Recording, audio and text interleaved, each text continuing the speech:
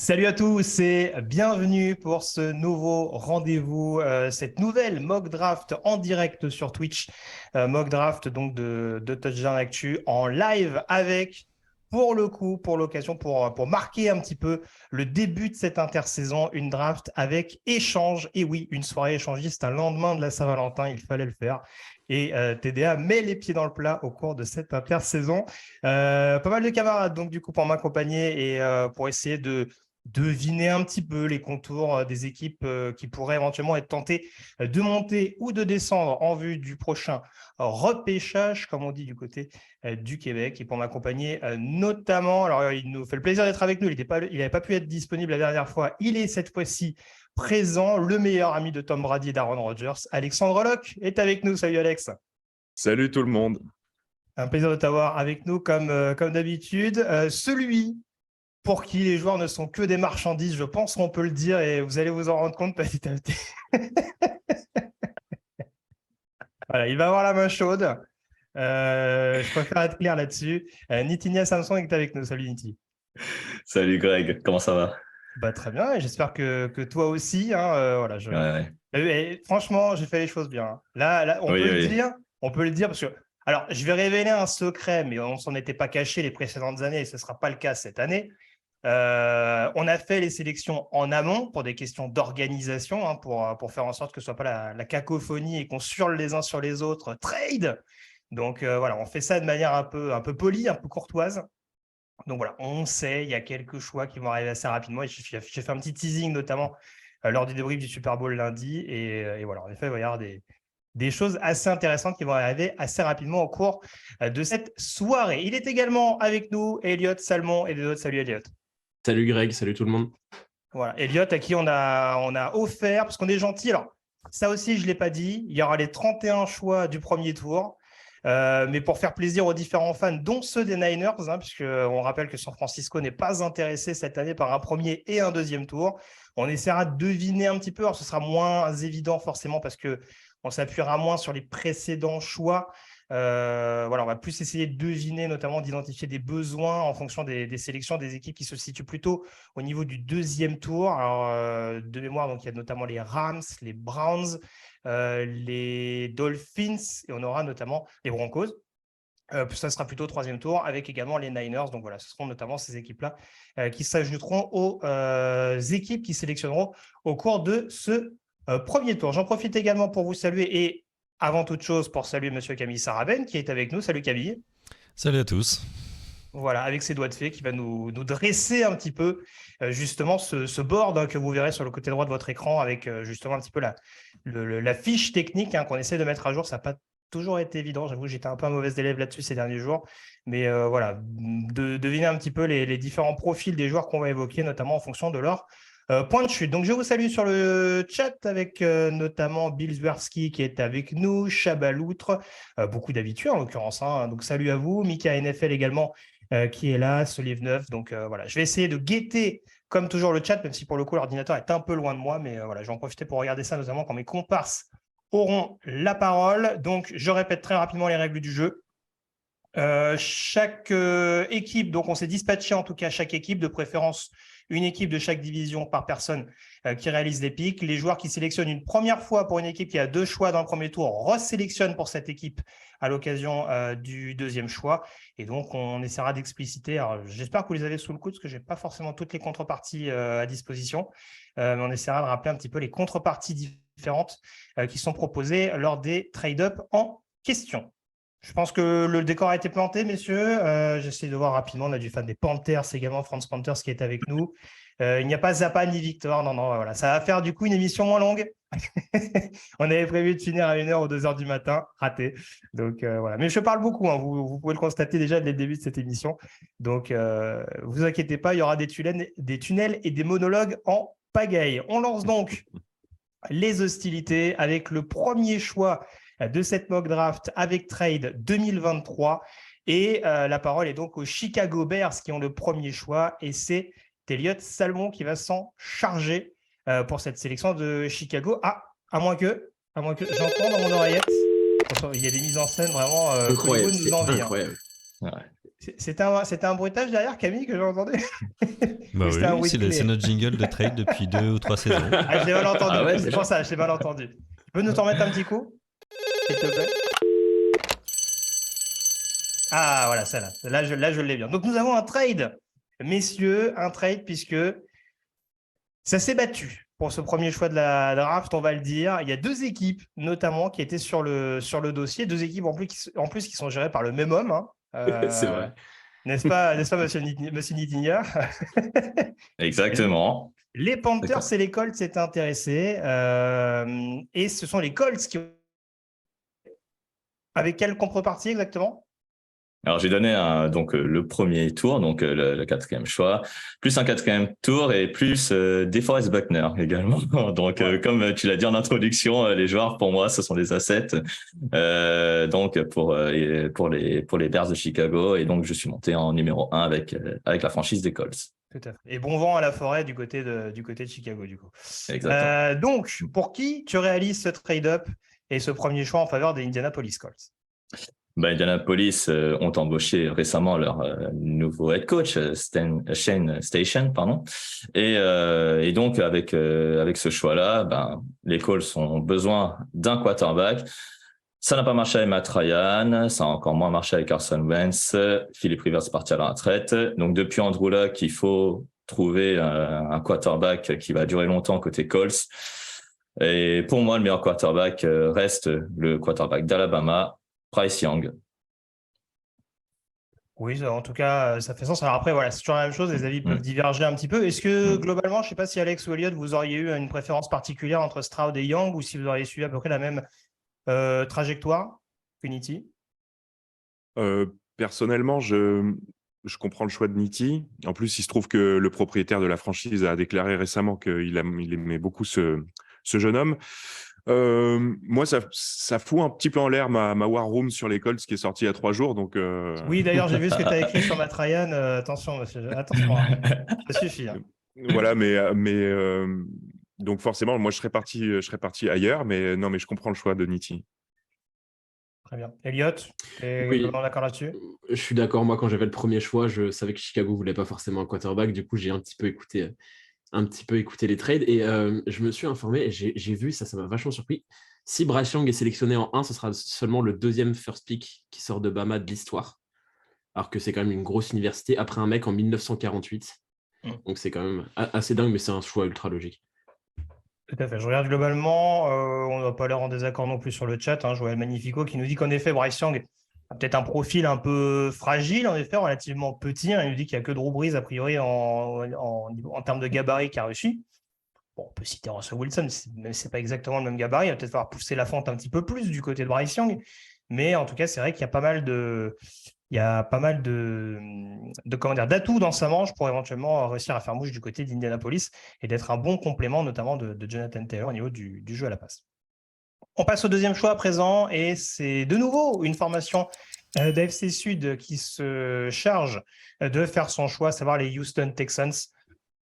Alors bon, on est un peu chafouin du côté de Houston, hein, c'est moi qui vais m'en occuper en l'occurrence. On est un petit peu chafouin d'avoir laissé filer Bryce Young, mais en l'occurrence, on reste relativement confiant sur le fait de sélectionner CJ Stroud, quarterback d'Ohio State. Ça fera partie de toute façon des deux quarterbacks qui risquent de partir très très tôt au cours de cette QV. CJ Stroud, gabarit NFL très affirmé, beaucoup plus en tout cas que ce que peut l'être Bryce Young. J'avais eu tendance à être un petit peu sceptique. En tout cas, il y avait une inconstance, en tout cas, sur certaines parties qui avaient tendance à inquiéter un petit peu. On a vu, en tout cas, qu'il était capable très souvent de faire briller ses receveurs, qu'il était malgré tout capable de lancer le ballon assez rapidement. Une précision qui n'est pas forcément déconnante non plus. Donc, c'est vrai que tout ça, c'est quelque chose à surveiller. Alors, sous la pression, il n'est pas encore parfait. Ça reste encore à façonner. Et c'est sûr que du côté de Houston, là, pour le coup, en termes de cible, si on trouve que du côté d'Indianapolis, c'est un peu léger, du côté de Houston, ça le sera également dans un premier temps. Mais en l'occurrence, ça peut être un bon atout pour repartir avec un peu plus de certitude que ce qui pouvait être le cas avec Davis Mills depuis son arrivée, donc il y a 2 ou 3 saisons. Je crois que c'était il y a 2 ans, hein, Davis Mills, hein, si je ne me trompe pas. Ouais, c'est ça. Ouais. Donc voilà, en tout cas, le projet du côté de Houston. Ça vous convient globalement, messieurs? Je ne sais pas si on peut passer à la suite. Bon, pas très bien. Passons à la suite avec du coup Alex. à qui je vais donner la parole puisqu'il va nous sélectionner et nous réaliser son choix pour les Arizona Cardinals. Quelle direction on prend, Alex, maintenant que les deux quarterbacks sont partis? Alors, personnellement, je ne suis pas du tout un grand fan de Kyler Murray, mais je trouverais assez surprenant qu'il soit remplacé cette intersaison, sachant qu'il a prolongé l'année dernière, malgré le changement de head coach. Donc, je vais partir sur le meilleur joueur de cette QV de draft, Jalen Carter, defensive lineman de Georgia. Donc, l'avantage pour les Cardinals, c'est qu'ils ont quand même des très, très gros besoins en défense. Ils ont perdu J.J. Watt qui prend sa retraite. Donc, Jalen Carter, sans forcément être dans le même moule que Watt, va quand même pouvoir prendre, on va dire, sa place sur la ligne. Il peut jouer sur toute la ligne intérieure. Donc, ça laisse possibilité au nouveau head coach des Cardinals, qui est un coordinateur défensif, qui vient des Eagles, Gannon, de pouvoir un petit peu s'amuser avec ce joueur-là. L'année dernière, ils ont renforcé le pass rush avec Cam Thomas et Mijay Sanders. C'est encore des work in progress, mais c'est pour ça que je choisis plutôt Jalen Carter qu'un autre joueur dont on risque de parler dans pas trop longtemps. Voilà, pour apporter la présence sur les tranchées. C'est la base de la défense des Eagles, donc je pense que ce sera la base de la défense des Cardinals. Est-ce qu'il y a une logique assez similaire? Enfin, je ne sais pas, Alex, si tu veux rebondir là-dessus. Après, je poserai peut-être la question à Elliott. Est-ce qu'on est un petit peu dans le même débat que Walker et Hutchinson, par exemple, la saison dernière, dans le côté un peu lineman à tout faire contre le edge rusher un petit peu exclusif? Enfin, c'est réducteur par rapport à Anderson, mais en tout cas, voilà, le côté plus joueur axé sur les tâches extérieures. Alex, je sais pas ce que... Déjà, Alex, peut-être? C'était pour moi, pardon. Oui, pardon. Je vois pas ça comme ça, parce que malgré tout, on voyait quand même Walker un peu plus à l'extérieur que ce qui est présenté Carter. Où on va pas se mentir, Walker devant Hutchinson, c'était quand même une surprise confirmée par la première saison au rookie. Là, on est vraiment effectivement sur deux besoins qui, pour moi, sont quand même assez différents en termes de positionnement. Donc voilà, j'ai expliqué pourquoi plutôt l'intérieur de la ligne. Après, voilà, Will Anderson, effectivement, c'est plus pass rusher. Et pour le coup, c'est un petit peu moins nécessaire tout de suite. Parce qu'on y reviendra un petit peu plus tard, mais voilà, sans faire trop de teasing. Mais c'est moins vital que l'intérieur de la ligne. Très bien. Elliott, en accord avec ça, globalement? Oui, et puis moi, ça me fait... J'étais content Oui, c'est ça. pour mon choix. C'est une de qui question prenne piège, Jalen parce que c'est Carter. toi qui sélectionne après. Ouais. C'est ça. C'est ça, donc non, je vois ce qu'il veut dire, Alex, là-dessus. Très bien. Donc, tu resélectionnes avec les Bears, avec ce 4e choix, en l'occurrence, récupéré des Colts d'Indianapolis. Tu as donc, si on suit la logique du soir, récupéré dans ton escarcelle DeForest Buckner. Est-ce que tu apportes un petit peu d'aide sur la ligne défensive? Ouais, exactement. Moi, c'était le scénario parfait quand j'ai trade down, parce que je pensais sincèrement que Alex allait prendre Will Anderson. Et du coup, moi, j'aurais été un petit peu embêté avec DeForest Buckner et Jalen Carter, même si ça aurait fait un duo absolument létal. Mais du coup, ouais, j'ai pris logiquement Will Anderson, qui est pour moi peut-être le meilleur joueur de la draft, ou en tout cas, il est largement dans la discussion. Et surtout, je le prends parce que c'est un besoin qui est évident. Et puis, Chicago, historiquement, c'est quand même une équipe défensive dans toute l'histoire de la franchise. Et l'année dernière, c'était quand même très compliqué en défense. Du coup, je pense qu'il y aurait une logique. Et puis, je trouve qu'il correspond bien dans le système d'Eberflus. Ce serait très bon. Il est bon sur la course et sur la passe, même si c'est quand même un pass rusher avant tout. Donc, ouais, pour le coup, Will Anderson, je ne pouvais pas passer dessus. C'est ça, parce qu'on nous pose la question justement d'un point de vue schéma. Enfin, je ne sais pas ce que tu en penses, par exemple, Nitti, mais moi, je trouve que c'est un joueur justement qui est assez polyvalent. Ça fait partie de ces pass rushers qui, pour moi, peuvent jouer à peu près partout, même si c'est sûr que du côté de Bama, il était peut-être plus dans un rôle de linebacker et en effet, peut-être plus susceptible d'être utilisé, par exemple, sur la couverture ou sur vraiment de la poursuite au sol, quoi. Voilà, Alabama, il était plus utilisé sur de la couverture, puisque Alabama jouait en 34. Mais après, voilà, il a cette capacité à aller directement sur le quarterback avec son premier pas et sa puissance physique. Il y a aussi une bonne technique, hein, le travail de main qu'il fait notamment est assez prodigieux et il a largement le niveau en NFL pour le faire. Et comme l'a dit Elliott, voilà, il est peut-être le meilleur joueur de la draft. ou en tout cas, il est dans la discussion pour l'être. Mais c'est vrai qu'à Alabama, alors là, cette année, Alabama, il n'a pas fait une production énorme, surtout par rapport à 2021, mais ça reste un joueur vraiment assez excellent. Ouais. Tout à fait. Donc voilà. Alors attendez, quittez pas, bougez pas. Oui, allô? Oui. Ah, très bien. Ok. Je leur transmets tout de suite. Merci. Nous avons un trade, messieurs, avec le 5e choix. Oh, la mise en scène est Oh là là là extraordinaire. là. C'est incroyable. Énorme. Et alors, apparemment, Elliott, il veut pas faire de choix ce soir, parce que c'était lui, en l'occurrence, qui était censé faire le choix pour les Seattle Seahawks. Moi, j'écoute les offres. Je suis C'est ça. Et apparemment, il y a des généreux et équipes- il y a des gens qui ont envie de monter, qui ont des besoins. il y a des équipes plus qu'intéressées dans ce top 10. Delta qui nous dit le show. Oui, c'est vrai. Bah, écoute, on n'est pas payé cher, mais il faut que vous en ayez un peu quand même pour votre argent. Bref, Elliott, donc, tu as reçu un coup de fil, je crois, des Arizona Cardinals, pas du tout, des Carolina Panthers. Ouais, j'ai reçu Ok. un coup de fil en plus du même GM, c'est bizarre, mais le mec occupe plusieurs postes. Et Il change GM de qui a- voix à chaque c'est fois. exactement un GM. Je l'ai reconnu alors qu'il a essayé de faire un accent un peu bizarre. Et du coup, mais je l'ai reconnu, c'était le même. Ouais, en l'occurrence, effectivement, c'est moi qui ai les Carolina Panthers. Je vais y arriver. Carolina Panthers. Donc, Greg, je peux le dire, effectivement, la Vas-y, compensation. Oui, c'est ce que j'allais te demander, ouais, pardon. Ouais. Ouais. Ok. Vas-y. La compensation, le premier tour, donc le 9e choix, plus un 4e tour, plus Derrick Brown contre le 5. Il aime pas, et il a un problème avec les defensive tackles. Et c'est aussi, hein. exactement J'ai un ça. souci avec ça, ouais. Exactement ça. Pourtant, on peut le dire quand même, tu es un peu fan des Giants quand même. Je crois que niveau ligne défensive, ils vous ont sauvé beaucoup de matchs cette année, quoi. C'est pour ça que j'essaie d'affaiblir les autres équipes de la NFC, en d'accord, l'occurrence, pardon. tu vois. J'avais pas calculé ça comme ça. Très bien. Voilà. Bon, Tu en vois, tout c'est cas, faut être malin en tant que GM des c'est autres ce que je vois. équipes, tu vois, pour Et essayer pour Ouais, vas-y, pardon. Et pour le coup, non, j'allais dire, Derrick Brown, en plus, il y a un intérêt du côté de Seattle, parce qu'il y a un besoin de lineman défensif pour le coup. Exactement. Les Panthers montent en 5e choix pour sélectionner qui, Niti, exactement? Les Panthers, on le sait que le poste de quarterback, c'est très compliqué. Donc, si on trade up, c'est forcément pour prendre un quarterback. Comme Bryce Young et CJ Stroud sont partis, donc il faut prendre un quarterback qui est disponible. Tout le monde pense effectivement que Will Levis va être pris avec ce choix, sauf que moi personnellement, je ne suis pas très fan de Will Levis.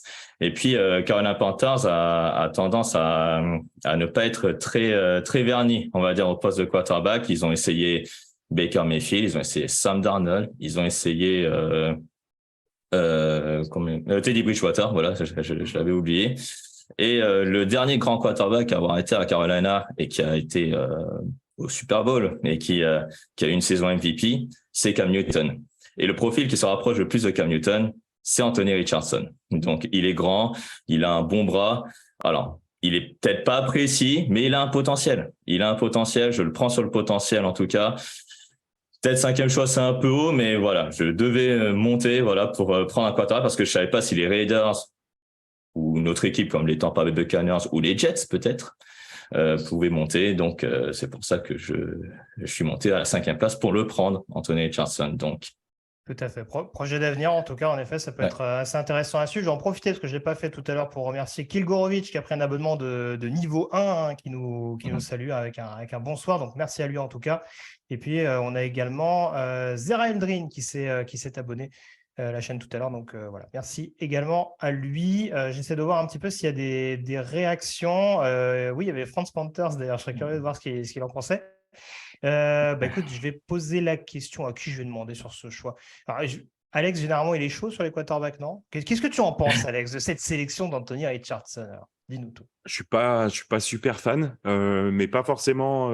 Je comprends la logique de Nitti, mais moi, pour les Panthers, c'est vrai que j'ai un coup de cœur pour un quarterback qui a été drafté l'année dernière et qui n'a pas eu sa chance à cause d'une blessure parce qu'il a été surexposé de manière immonde par Matt Rhule. C'est Matt Corral. Donc, avec Matt Corral dans l'effectif, j'aurais certainement passé mon tour sur un quarterback au premier tour pour lui laisser sa chance. Après, je reconnais que c'est très hypothétique parce que c'est pas un choix en plus du premier tour l'année dernière. C'était 4e tour, il me semble, ou 3e tour peut-être.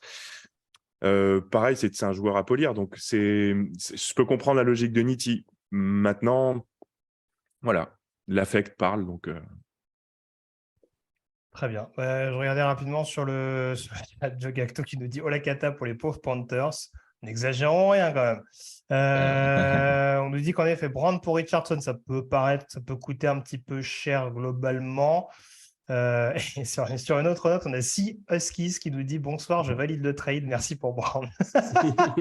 Écoute, tu fais au moins 2 euros, Nitinia, c'est déjà ça. Bah, je fais des euros pour les équipes adverses, au moins. Voilà, c'est ça. C'est pas mal. Non, mais de toute façon, voilà, il faut se le dire, derrière Stroud et Young, les équipes qui ont des besoins de quarterback vont forcément devoir passer par un projet. Donc après, il faut voir les équipes qui sont intéressées pour le faire. C'est vrai que les Panthers, voilà, on va voir ce qui va se passer par le biais de la free agency, par exemple.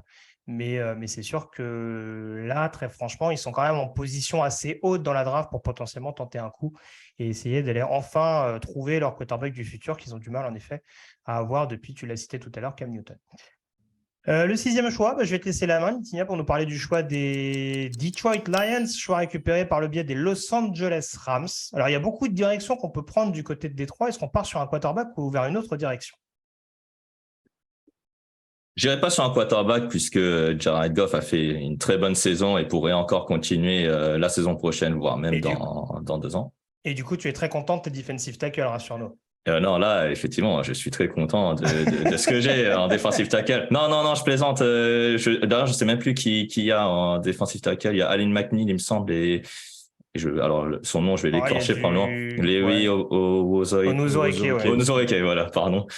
Et alors effectivement, les besoins à côté des Detroit Lions sont surtout principalement en défense. Il y a le poste de cornerback, mais je me dis la QV, elle est tellement profonde en poste de cornerback que au 6e choix, c'est peut-être un peu tôt. Alors que en termes de edge rusher, pas tant que ça. Donc je vais plutôt sur la ligne défensive. Et il faut donner un complément à Aidan Hutchinson. Donc je vais prendre le edge rusher de Texas Tech, Tyree Wilson. Très bien. Je te le dis, pour les équipes qui sélectionnaient un peu plus bas, elles n'ont pas forcément apprécié ta sélection. Et ça, c'est pas grave, on y reviendra tout à l'heure.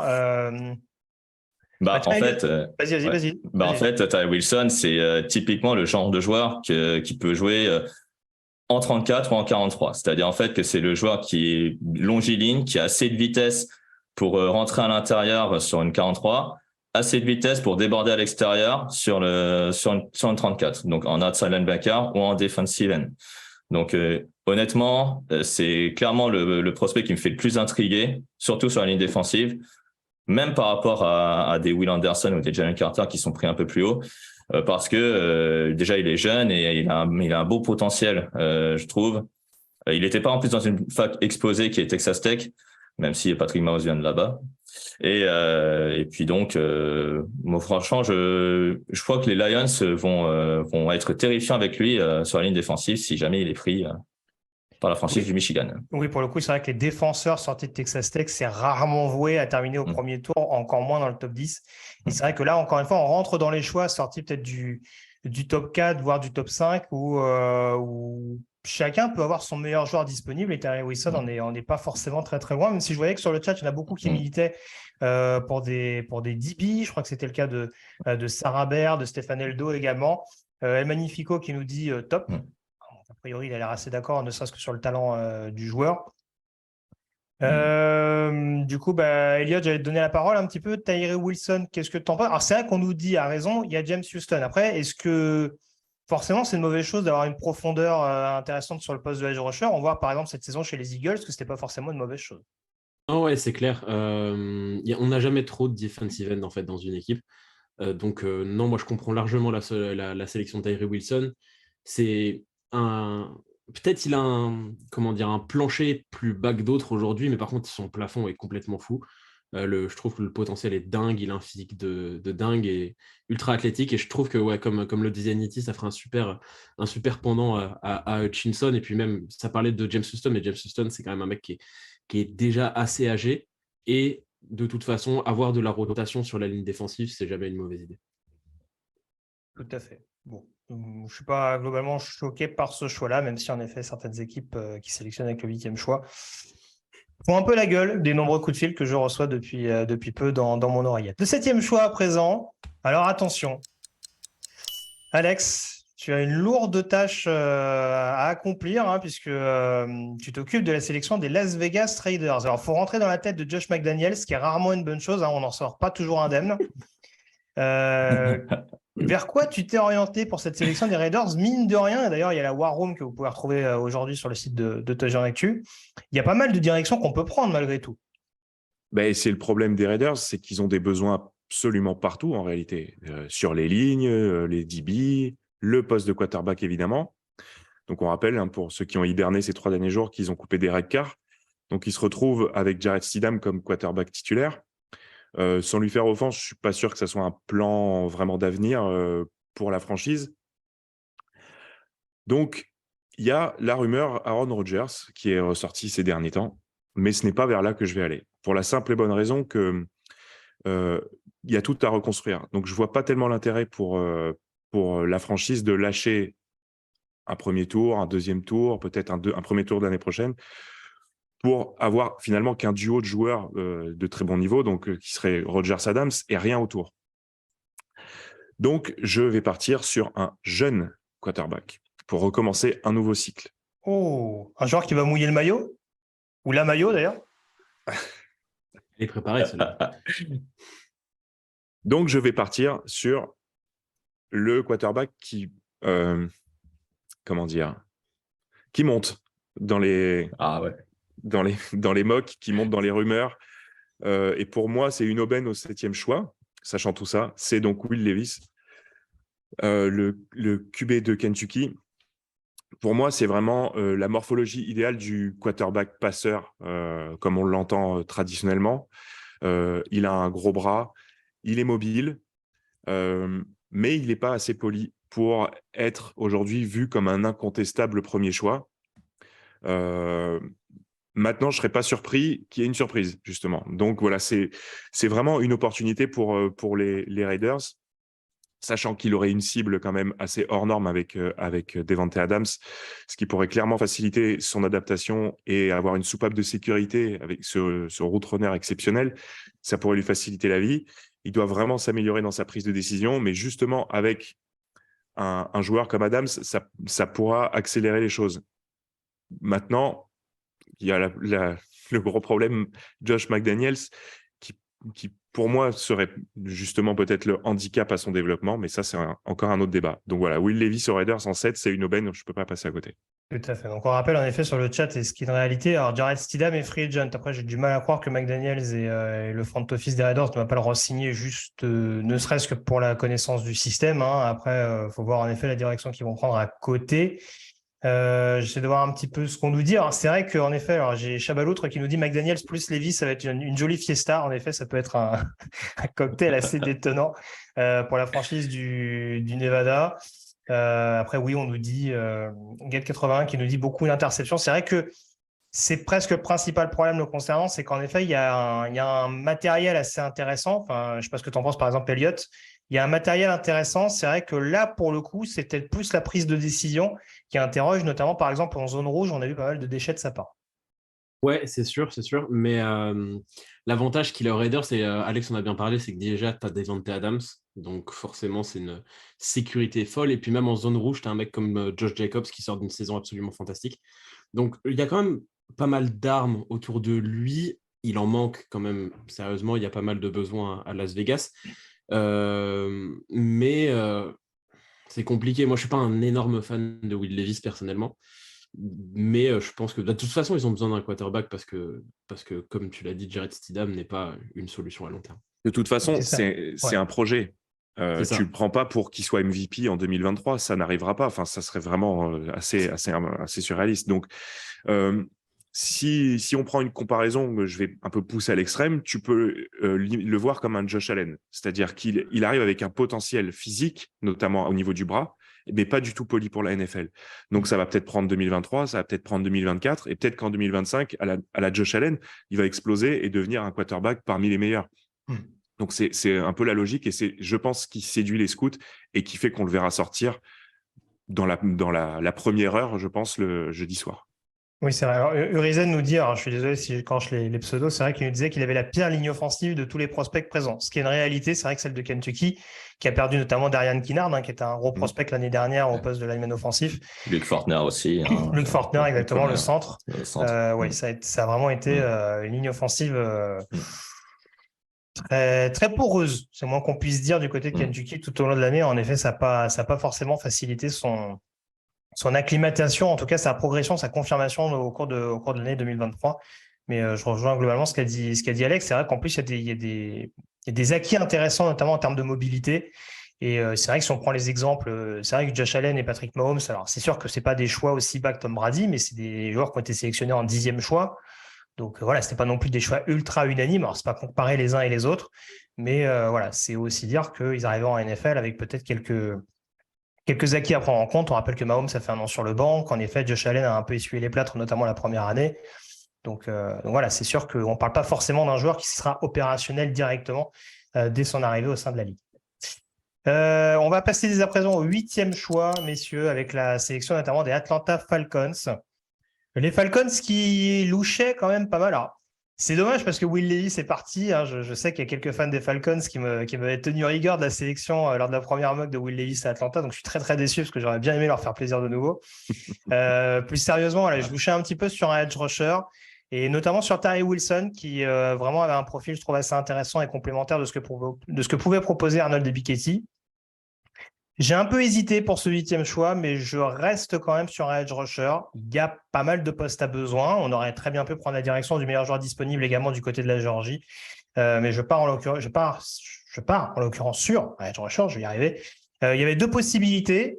Lucas Van Ness d'Iowa ou Miles Murphy de Clemson. J'ai encore un petit peu d'interrogation concernant le potentiel de Van Ness, même si je trouve que voilà, il y a un profil très polyvalent qui me semble assez intéressant et tout aussi complémentaire en l'occurrence d'Ebiketie. Maintenant, Miles Murphy, voilà, il y a des choses qui interrogent, notamment, on dira, ses pics de forme. On l'a vu très performant en milieu de saison, mais c'est vrai on l'a vu aussi pas mal absent en début et en fin de saison, notamment du côté de Clemson. Donc ça, c'est sûr que ça interroge un petit peu. Il y a un potentiel qui est assez dingue, notamment dès le snap, une prise de vitesse qui est vraiment assez intéressante. Et quand on voit ce qu'a proposé notamment Arnold Ebiketie durant sa saison rookie, on se dit que vraiment, dès le snap, il y a moyen de réussir à mettre une grosse pression dans la poche et à mettre vraiment les linemen offensifs sur le reculoir avec un duo de cet acabit-là. Après, voilà, il y a un gros perfectionnement à faire. Je ne le vois pas aussi doué techniquement que ce que peut l'être Ebiketie aujourd'hui. En tout cas, il y a encore un petit peu de travail là-dessus. Je le disais, voilà, une régularité dans l'effort à trouver au fil des matchs. Surtout qu'il n'aura pas forcément énormément de vedettes à côté de lui dans un premier temps. En tout cas, on attend de voir ce qui va se passer lors de la free agency. Mais du côté d'Atlanta, c'est ce qui me paraissait être le meilleur joueur disponible et sur un poste à besoin. Donc, c'est pour ça que j'ai privilégié Miles Murphy du côté d'Atlanta. Qu'en pensez-vous, monsieur Locke? Oui, c'est le bon choix. Pour moi, c'est le bon choix en termes de joueurs et en termes de position encore plus. Tu l'as dit, c'est le pass rush et la défense qui doit être priorisé du côté d'Atlanta, même si on peut légitimement s'interroger sur le poste de QB, mais autant encore laisser un petit peu sa chance aux jeunes readers. Donc, Miles Murphy avec Ebiketie, tu commences à avoir quelque chose qui n'existe plus à Atlanta depuis un peu trop longtemps. Donc, c'est vraiment un bon choix. Et alors, Murphy, on entend des critiques, on en a qui disent qu'il ne va même pas un premier tour. Bon, il ne faut quand même peut-être pas exagérer. Je pense qu'il a quand même prouvé son potentiel. Il n'a peut-être pas accompli, mais il a prouvé son potentiel. Donc, pour moi, c'est un bon choix. Alors, j'ai notre camarade Johan, un jeu cactus sur le chat, qui nous dit il n'a pas été à la hauteur, Miles Murphy. Alors, je sais que tu suis Clemson avec attention. Et encore une fois, à mon sens, il a quand même eu des bons passages cette année. Mais c'est vrai qu'il n'a pas confirmé sa saison 2021. Après, il y a des acquis, encore une fois, parce que c'est aussi ça qu'il faut prendre en considération.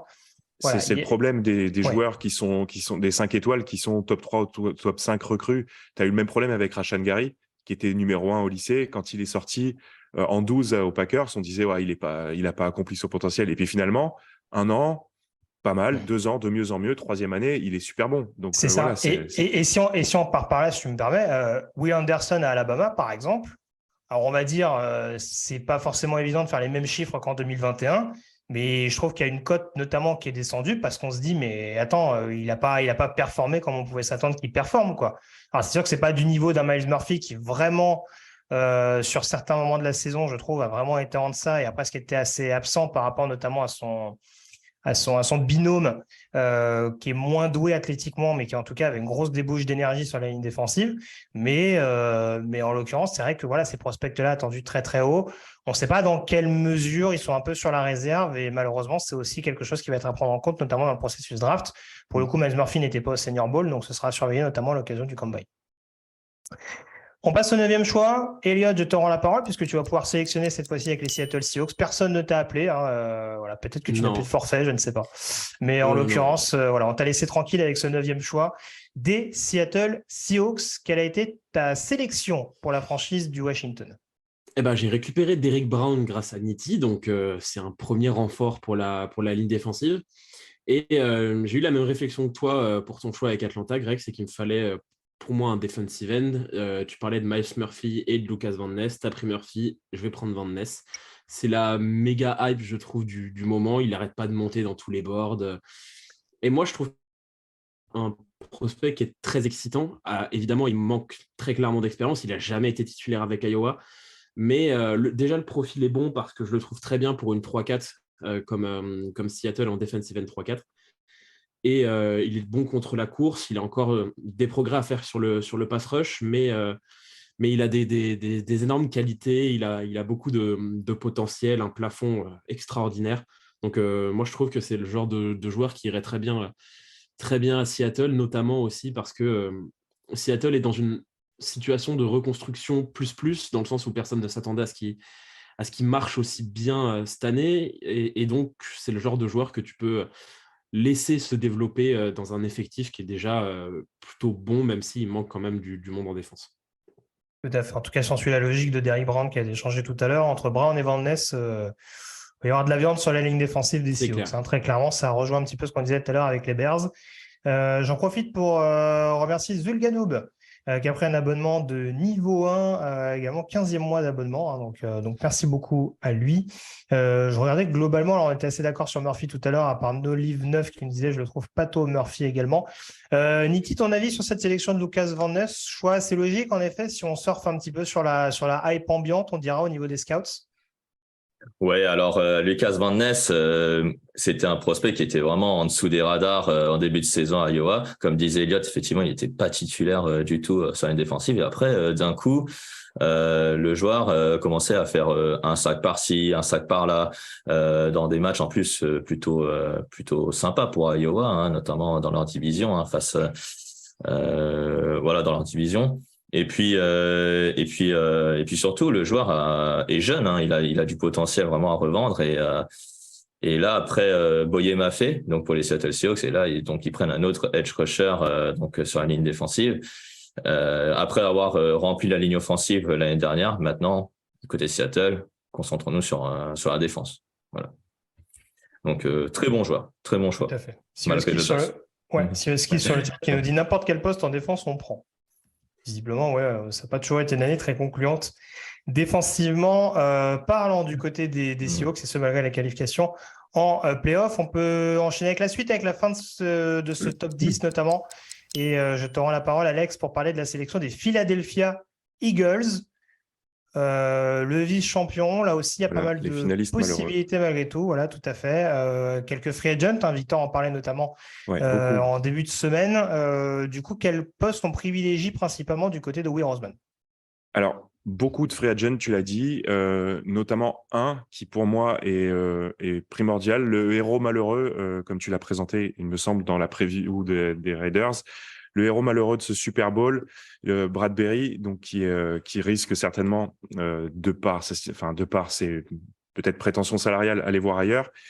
Donc, il faut le remplacer parce que c'est un poste clé pour les Eagles et qui perd beaucoup en qualité si Bradbury s'en va. Donc, je pars sur un cornerback, le premier cornerback de notre draft. Et je pars sur, pour moi, celui qui est le meilleur corner. La belle histoire, si on peut dire, de de cette cuvée de corner, c'est Devon Witherspoon, le corner d'Illinois. Pourquoi par rapport à d'autres noms qui reviennent? Avant tout, c'est un état d'esprit, c'est une capacité à jouer aussi bien à l'extérieur qu'à l'intérieur, c'est un profil physique parfait pour la position, c'est un joueur qui colle parfaitement avec l'esprit Eagles de par cette mentalité hyper agressive. Il est bon en presse, il est bon en zone, il a un énorme potentiel. Donc lui aussi, un peu à la manière de Van Ness, est pas mal monté ces dernières semaines dans les cotes, si on peut dire, de la draft, et je ne serais pas du tout surpris que ça soit un top 10. En tout cas, pour moi, il le vaut.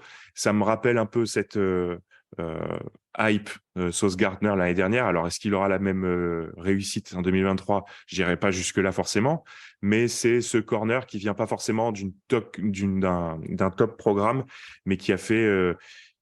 qui a les qualités, qui a la technique pour réussir en NFL. Oui, très clairement. En tout cas, du côté d'Illinois, on a vraiment vu une grosse progression défensive en 2022. Et Devon Witherspoon y a largement contribué, hein, même si on a vu pas mal de prospects intéressants sortis du programme, notamment à l'occasion du Senior Bowl. Mais voilà, il y a vraiment ce côté très, très vif. Vraiment, le côté collant, c'est pas forcément le cornerback le plus en vue d'un point de vue taille et d'un point de vue, on va dire, peut-être intimidant par rapport à d'autres prospects, mais de par la densité qu'il est capable d'apporter, de par le fait d'être capable de rentrer, on dira, dans la tête de son adversaire, même si c'est sûr qu'il ne joue pas dans la conférence où on joue le plus dans les airs, mais voilà, on peut être amené à croiser 2-3 équipes qui jouent quand même assez souvent à la passe. Donc très franchement, Devon Witherspoon, il y a une belle marge de progression, comme tu le disais, et ce sera en effet à surveiller. Ça peut être en tout cas un choix intéressant. Alors, je vois que sur le chat, ça a beaucoup milité pour Bijan Robinson. Voilà. Après, c'est toujours pareil, on parle d'une attaque avec un comité. Ce serait beau pour que je puisse chambrer Victor en direct, hein. Je serais le premier content que Bijan Robinson atterrisse du côté de Philly. Mais en l'occurrence, c'est vrai qu'avec le 10e choix, j'y crois un petit peu moyennement. Je crois que Jogactu, par exemple, disait Alex, tu es le meilleur. Tu as un nouveau fan désormais au sein de la communauté. J'allais dire Eagles, je crois je suis pas sûr qu'il supporte les Eagles. Mais non, en tout cas, Chiefs. Les Chiefs, tout à fait. Voilà. Ah, c'est peut-être pour ça. Non, mais voilà, c'est vraiment une question de potentiel. Et comme tu l'as dit, même si il joue pas, sa conférence n'est pas forcément hyper explosive dans les airs, il a autorisé un QB rating de 44. Donc, c'est quand même, il est super bon il est très rapide avec ses pieds, etc., dans ses déplacements pour suivre son vis-à-vis. Donc, c'est vraiment quelque chose un projet qui est vraiment intéressant et qui, pour moi, peut être titulaire dès le mois de septembre. Oui, tout à fait. Il y a Val Cocards, apparemment, qui est très fan de ton maillot de Clay Matthews derrière également. Et c'est celui de Madame, figure-toi. Ah, très bien. C'est celui des Rams, du coup, non? Non, je dis c'est celui de Madame. Oui, moi je te dis c'est celui des Rams. J'ai voulu troller, mais j'ai fait d'accord, ok. Et toi, tu n'as pas de maillot de Matthews, du coup? Non, moi j'ai le maillot du hippie. Ah, Ron Rodgers, pour ceux qui n'auraient pas traduit. Il faut le laisser tranquille, il est en pleine réflexion actuellement. Pas encore. Voilà, il nous suit d'ailleurs dans le noir, j'en suis persuadé. Très bien. Pas Alex, pas du tout. Merci en tout cas pour ta sélection pour les Eagles. Je vais donner la parole à Elliot. Juste à rappeler très rapidement le top 10 de cette mock draft avec trade 2023, avec en numéro 1 les Indianapolis Colts qui ont sélectionné Bryce Young, quarterback d'Alabama, et Houston qui récupère CJ Stroud, quarterback d'Ohio State. On a également les Arizona Cardinals qui prennent Jalen Carter, lineman défensif de Georgia. Les Chicago Bears sélectionnent Will Anderson, edge rusher d'Alabama. Anthony Richardson, quarterback de Florida, récupéré par les Carolina Panthers en numéro 5. Les Detroit Lions sélectionnent Tyree Wilson, edge rusher de Texas Tech en 6. Les Las Vegas Raiders en 7 sélectionnent Will Levis, quarterback de Kentucky. En numéro 8, les Atlanta Falcons sélectionnent Miles Murphy, edge rusher de Clemson. Un autre edge rusher, Lucas Van Ness d'Iowa, est sélectionné par les Seattle Seahawks en 9. Et les Philadelphia Eagles en 10 sélectionnent le cornerback d'Illinois, Devon Witherspoon. Elliot, je te rends donc la parole pour le choix numéro 11, celui des Tennessee Titans. Qu'est-ce qu'on privilégie du côté de Mike Vrabel et des siens? On a vu passer l'information cette semaine ou la semaine dernière que leur tackle gauche, Tyler Lewan, va soit être coupé, soit peut-être même prendre sa retraite. Donc, c'est un besoin immédiat. La ligne offensive est un besoin immédiat. Et je suis parti, du coup, sur un tackle. Et je suis parti sur Peter Skoronski, le tackle de Northwestern. Pourquoi Skoronski? Parce que, pour moi, déjà, c'est le meilleur tackle de cette draft. Il est puissant, il est parfait pour le jeu de course pour le jeu de course des Titans. Pour aider Derrick Henry à encore plus avancer, même si ce n'est pas forcément celui qu'on a le plus besoin, mais c'est toujours ça de prix. Voilà, des bonnes mains, un bon QI, football, peut-être le fameux syndrome du T-Rex, peut-être qu'il manque un petit peu d'envergure, mais dans l'ensemble, hein, je trouve que c'est un super tackle et qui irait très bien dans le système des Titans. Très bien. Nitti, est-ce que tu es inquiet par les T-Rex? Ouais, un peu quand même, mais au sens propre. Mais sinon, non, Peter Skoronski, super joueur. Il vient en plus d'une fac qui a produit de super tackles, notamment Rashawn Slater, donc Northwestern. Mais surtout, oui, il est très intelligent, notamment sur la protection de passe. Peut-être sur les jeux de course, alors qu'il y avait Evan Hull du côté de Northwestern qui a pourtant fait une bonne saison. Il doit, je pense, encore s'améliorer. Mais sinon, c'est vrai que en termes de qualité technique, peut-être pas encore assez puissant, mais sinon, techniquement, il est très bon. Moi, j'aime bien. Et puis, effectivement, c'est un besoin immédiat côté Titan, vu que Taylor Lewan va peut-être prendre sa retraite, et puis que les autres membres de la ligne offensive n'ont pas forcément été à la hauteur cette saison du côté des Titans. Oui, il y a beaucoup de pareil sur la ligne offensive. Le dernier en date, si je ne me trompe pas, c'est Nicolas Petit-Frère, l'ancien tackle d'Ohio State. Exactement. Donc voilà, en effet, il y a peut-être besoin d'injecter un petit peu de talent, quelle que soit la situation au poste de quarterback du côté de Nashville la saison prochaine. Voilà. Globalement, on attendait Skoronski sur le chat, mais de toute façon, on peut le dire, c'est un talent tel qu'il peut être top 5, on va dire dans les 4 premiers qu'on a cités, comme il peut être à peu près entre 10 et 15. Voilà. Ça paraît compliqué, à part d'un point de vue médical, peut-être des informations qu'on n'aurait pas qui les sont quand même relativement plus bas. Mais là encore, la suite du processus draft, et notamment le combine, nous en diront plus à son sujet. On passe aux Houston Texans à présent. Deuxième choix de Houston après le choix réalisé tout à l'heure avec notamment la sélection de CJ Stroud. Et du côté de Houston, la question pouvait se poser, parce que là encore, il y a beaucoup de besoins très clairement du côté de la franchise texane. Et j'avoue qu'à titre personnel, j'y suis allé vers le meilleur joueur disponible. Alors, il y a un gros chantier, notamment offensivement, du côté de Houston. Par contre, j'ai quand même du mal. Alors moi, j'ai un petit faible tout personnel pour Brian Bresee, lineman défensif de Clemson. Alors encore une fois, on me dira, c'est vrai que la défense, et notamment le premier rideau, notamment l'edge rusher, était quand même assez intéressant la saison dernière du côté de Houston. À l'intérieur, je ne suis pas entièrement convaincu par le duo, notamment qui était composé de Malik Collins et de Roy Lopez.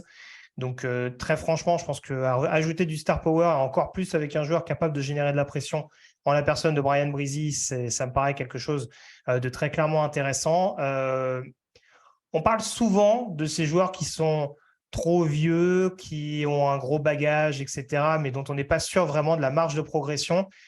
Pour Brian Bresee, à mon sens, c'est totalement l'inverse, c'est-à-dire que c'est un joueur qui est très jeune, dont on n'a vraiment pas pu voir énormément de choses du côté de l'université pour de nombreuses raisons, notamment extrasportives. Mais très franchement, le talent, il est indéniable. C'est un defensive tackle moderne qui sait faire énormément de choses, qui est extrêmement explosif dès le snap, qui a un gabarit absolument démentiel. Et je pense vraiment que dans une équipe, en plus, nouvellement coaché par Demeco Ryans, qui vient de San Francisco, et on a vu ces dernières années que du côté de San Francisco, la ligne défensive, c'était pas forcément une mauvaise chose à renforcer. Donc peut-être que là encore, dans la logique par exemple de Détroit tout à l'heure, on va se dire que c'est peut-être pas une mauvaise chose, même s'il y a d'autres besoins à côté, de renforcer durablement cette équipe. On a vu par exemple qu'ils n'avaient pas hésité à miser sur un Derek Stingley en cornerback numéro 3 l'année dernière, parce qu'ils considéraient a priori que c'était vraiment un talent générationnel, comme dirait l'autre. À mon sens, on n'en est pas loin avec Brian Bresee. Il n'y a peut-être pas autant d'acquis aujourd'hui qu'avec Jalen Carter. Mais en tout cas, ça peut être vraiment un gros phénomène au sein de la Ligue dans les années à venir. Donc, ce sera quelque chose de très intéressant pour les Texans à court et moyen terme. Écoute, je ne sais pas si tu as un avis, par exemple. Elliot, qu'est-ce que tu en penses de cette sélection de Brian Bresee? Moi, je suis super fan de Brian Bresee, donc je suis totalement d'accord avec ce choix. Comme tu l'as dit, moi, je l'ai bien vu, Demeco Ryans à San Francisco. Ils aiment beaucoup appuyer sur la ligne défensive. Et dans une 4-3 comme celle que pourrait mettre en place Ryans, il serait parfait en defensive tackle. Donc, je suis totalement d'accord avec ce choix. Et il peut devenir en plus un leader dans cette défense qui sûrement en manque. Alors, on s'interroge un petit peu sur le fait que les receveurs n'aient pas encore été sélectionnés. Alors, on le répète, c'est vrai que c'est une classe qui est assez polarisante. Cette classe de receveurs, on n'est clairement pas sur des QV qui ont l'air aussi fournis que les saisons précédentes. Et c'est vrai qu'il y a beaucoup de scouts qui ont l'air de révéler, notamment aux observateurs, aux différents spécialistes des mocks, etc., que des receveurs stars vont peut-être plus arriver aux alentours du 15e ou du 20e pick. Et ça me paraît être une classe assez profonde. Enfin, ça me paraît être une classe plus profonde que vraiment avec des talents numéro 1 dès cette saison. Donc c'est pour ça que du côté de Houston, je suis plus parti sur le meilleur joueur disponible que vraiment sur un receveur à part entière, même si, bien entendu, Bryce Young va avoir besoin de... CJ Stroud, pardon, pour suivre la logique de ma sélection de tout à l'heure, va avoir besoin, en effet, d'un coup de main dans le domaine aérien, mais c'est la raison notamment pour laquelle le poste de receveur chez Guillaume, par exemple, s'interrogeait tout à l'heure. Il nous disait la classe de receveur est faible. Il y aura des receveurs au premier tour, entendons-nous bien. Est-ce qu'il y en aura dans le top 10 ou dans le top 15? Ça, c'est pas encore la chose la plus sûre. En tout cas, c'est pas forcément le poste qui me convainc le plus par rapport à d'autres joueurs qui ont déjà été sélectionnés depuis ces 12 premières sélections. Niti, je te laisse la main pour la sélection des New York Jets, le 13e choix. J'imagine qu'on va sans doute pas partir vers un receveur parce qu'il y a eu la très bonne sélection Garrett Wilson l'année dernière. Qu'est-ce qu'on choisit de consolider du côté de New York? Et non, pas de receveur, effectivement, pour les New York Jets. Garrett Wilson, rookie de l'année. Après, tu as aussi Corey Davis, Elijah Moore qui sont là. Donc, le poste de receveur n'est clairement pas un besoin au premier tour pour les Jets. Les Jets de New York ont peut-être besoin d'un quarterback pour la saison prochaine, mais honnêtement, au premier tour, je pense pas que... Enfin, en tout cas, les 4 premiers quarterbacks sont déjà partis, pour moi. Donc, et les autres quarterbacks sont plutôt projetés vers le 2e, 3e tour. Donc, personnellement, je n'irai pas dans ce choix-là. Il y a une position, effectivement, dont les Jets auront parfaitement besoin, c'est la ligne offensive. Mekhi Becton est souvent blessé. Il a fait quasiment 2 saisons blanches. George Fant, il a été blessé cette saison et même s'il est bon, je pense, à mon avis, Il est free agent. Voilà, il est free agent en plus. Donc, les New York Jets ont besoin de renfort à ce poste-là. Peter Skoronski est en partie. Je prends l'autre offensive tackle qui est sur ma big board numéro 2, c'est Paris Johnson Jr. de Ohio State. Très bien. Bah, écoute, Alex, d'accord avec cette sélection, cette arrivée de Paris Johnson, ça apparaît comme le 2e tackle le plus complet de cette classe derrière Peter Skoronski. Oui, tout à fait. Effectivement, on le voit même souvent sortir d'abord. Bon, après, c'est effectivement peut-être une question aussi de gabarit par rapport à ce qu'on en a parlé. J'ai la même analyse et la même conclusion que Nitti sur le besoin. Il y a Dwayne Brown aussi qui était au Jets cette année, qui a encore une année de contrat, mais qui a quand même 37 ans et quelques mois. Et on va pas se mentir, il n'a pas été irréprochable cette année. Il y a aussi des pépins. Donc, le poste de tackle, c'est vraiment la priorité hors quarterback. Donc là aussi, il peut y avoir discussion sur la possibilité d'un échange, la manière de ce que j'ai expliqué tout à l'heure avec les Raiders. Mais bon, j'y crois pas, donc je comprends le choix de Nitti.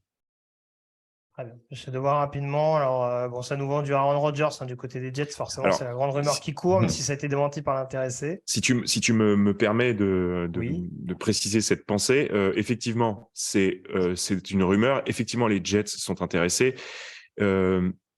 On parle d'un premier tour, donc ce 13e choix, et d'éventuellement un 2e tour 2024 qui deviendrait un premier tour si Rodgers continue à jouer en 2024. Donc tout ça, on est d'accord, mais ça dépend quand même d'une chose, parce que les Packers sont vendeurs, on l'a compris. Ça dépend de cette fameuse retraite dont tu parlais d'Aaron Rodgers et s'il va vouloir continuer. Et là, tout de suite, moi, je ne sens pas avoir envie de continuer. Donc, je pars du principe qu'il va prendre sa retraite et ne pas offrir aux Packers des pics supplémentaires qu'il pourrait ramener. Donc, voilà pourquoi. Je comprends Nitti et il a bien choisi. Après, il y a d'autres choix du côté des Jets, autres qu'Aaron Rodgers au poste de quarterback, puisque la QV de quarterback en tant que free agent, elle est plutôt intéressante. Hein. Derek Carr est toujours disponible aussi. Hein. Donc, à voir s'ils vont le prendre, hein, même s'il est plus parti vers Il y a du vers Lamar les Saints. Jackson, il y a du Jimmy Garoppolo. Du Mais Jalen Smith aussi.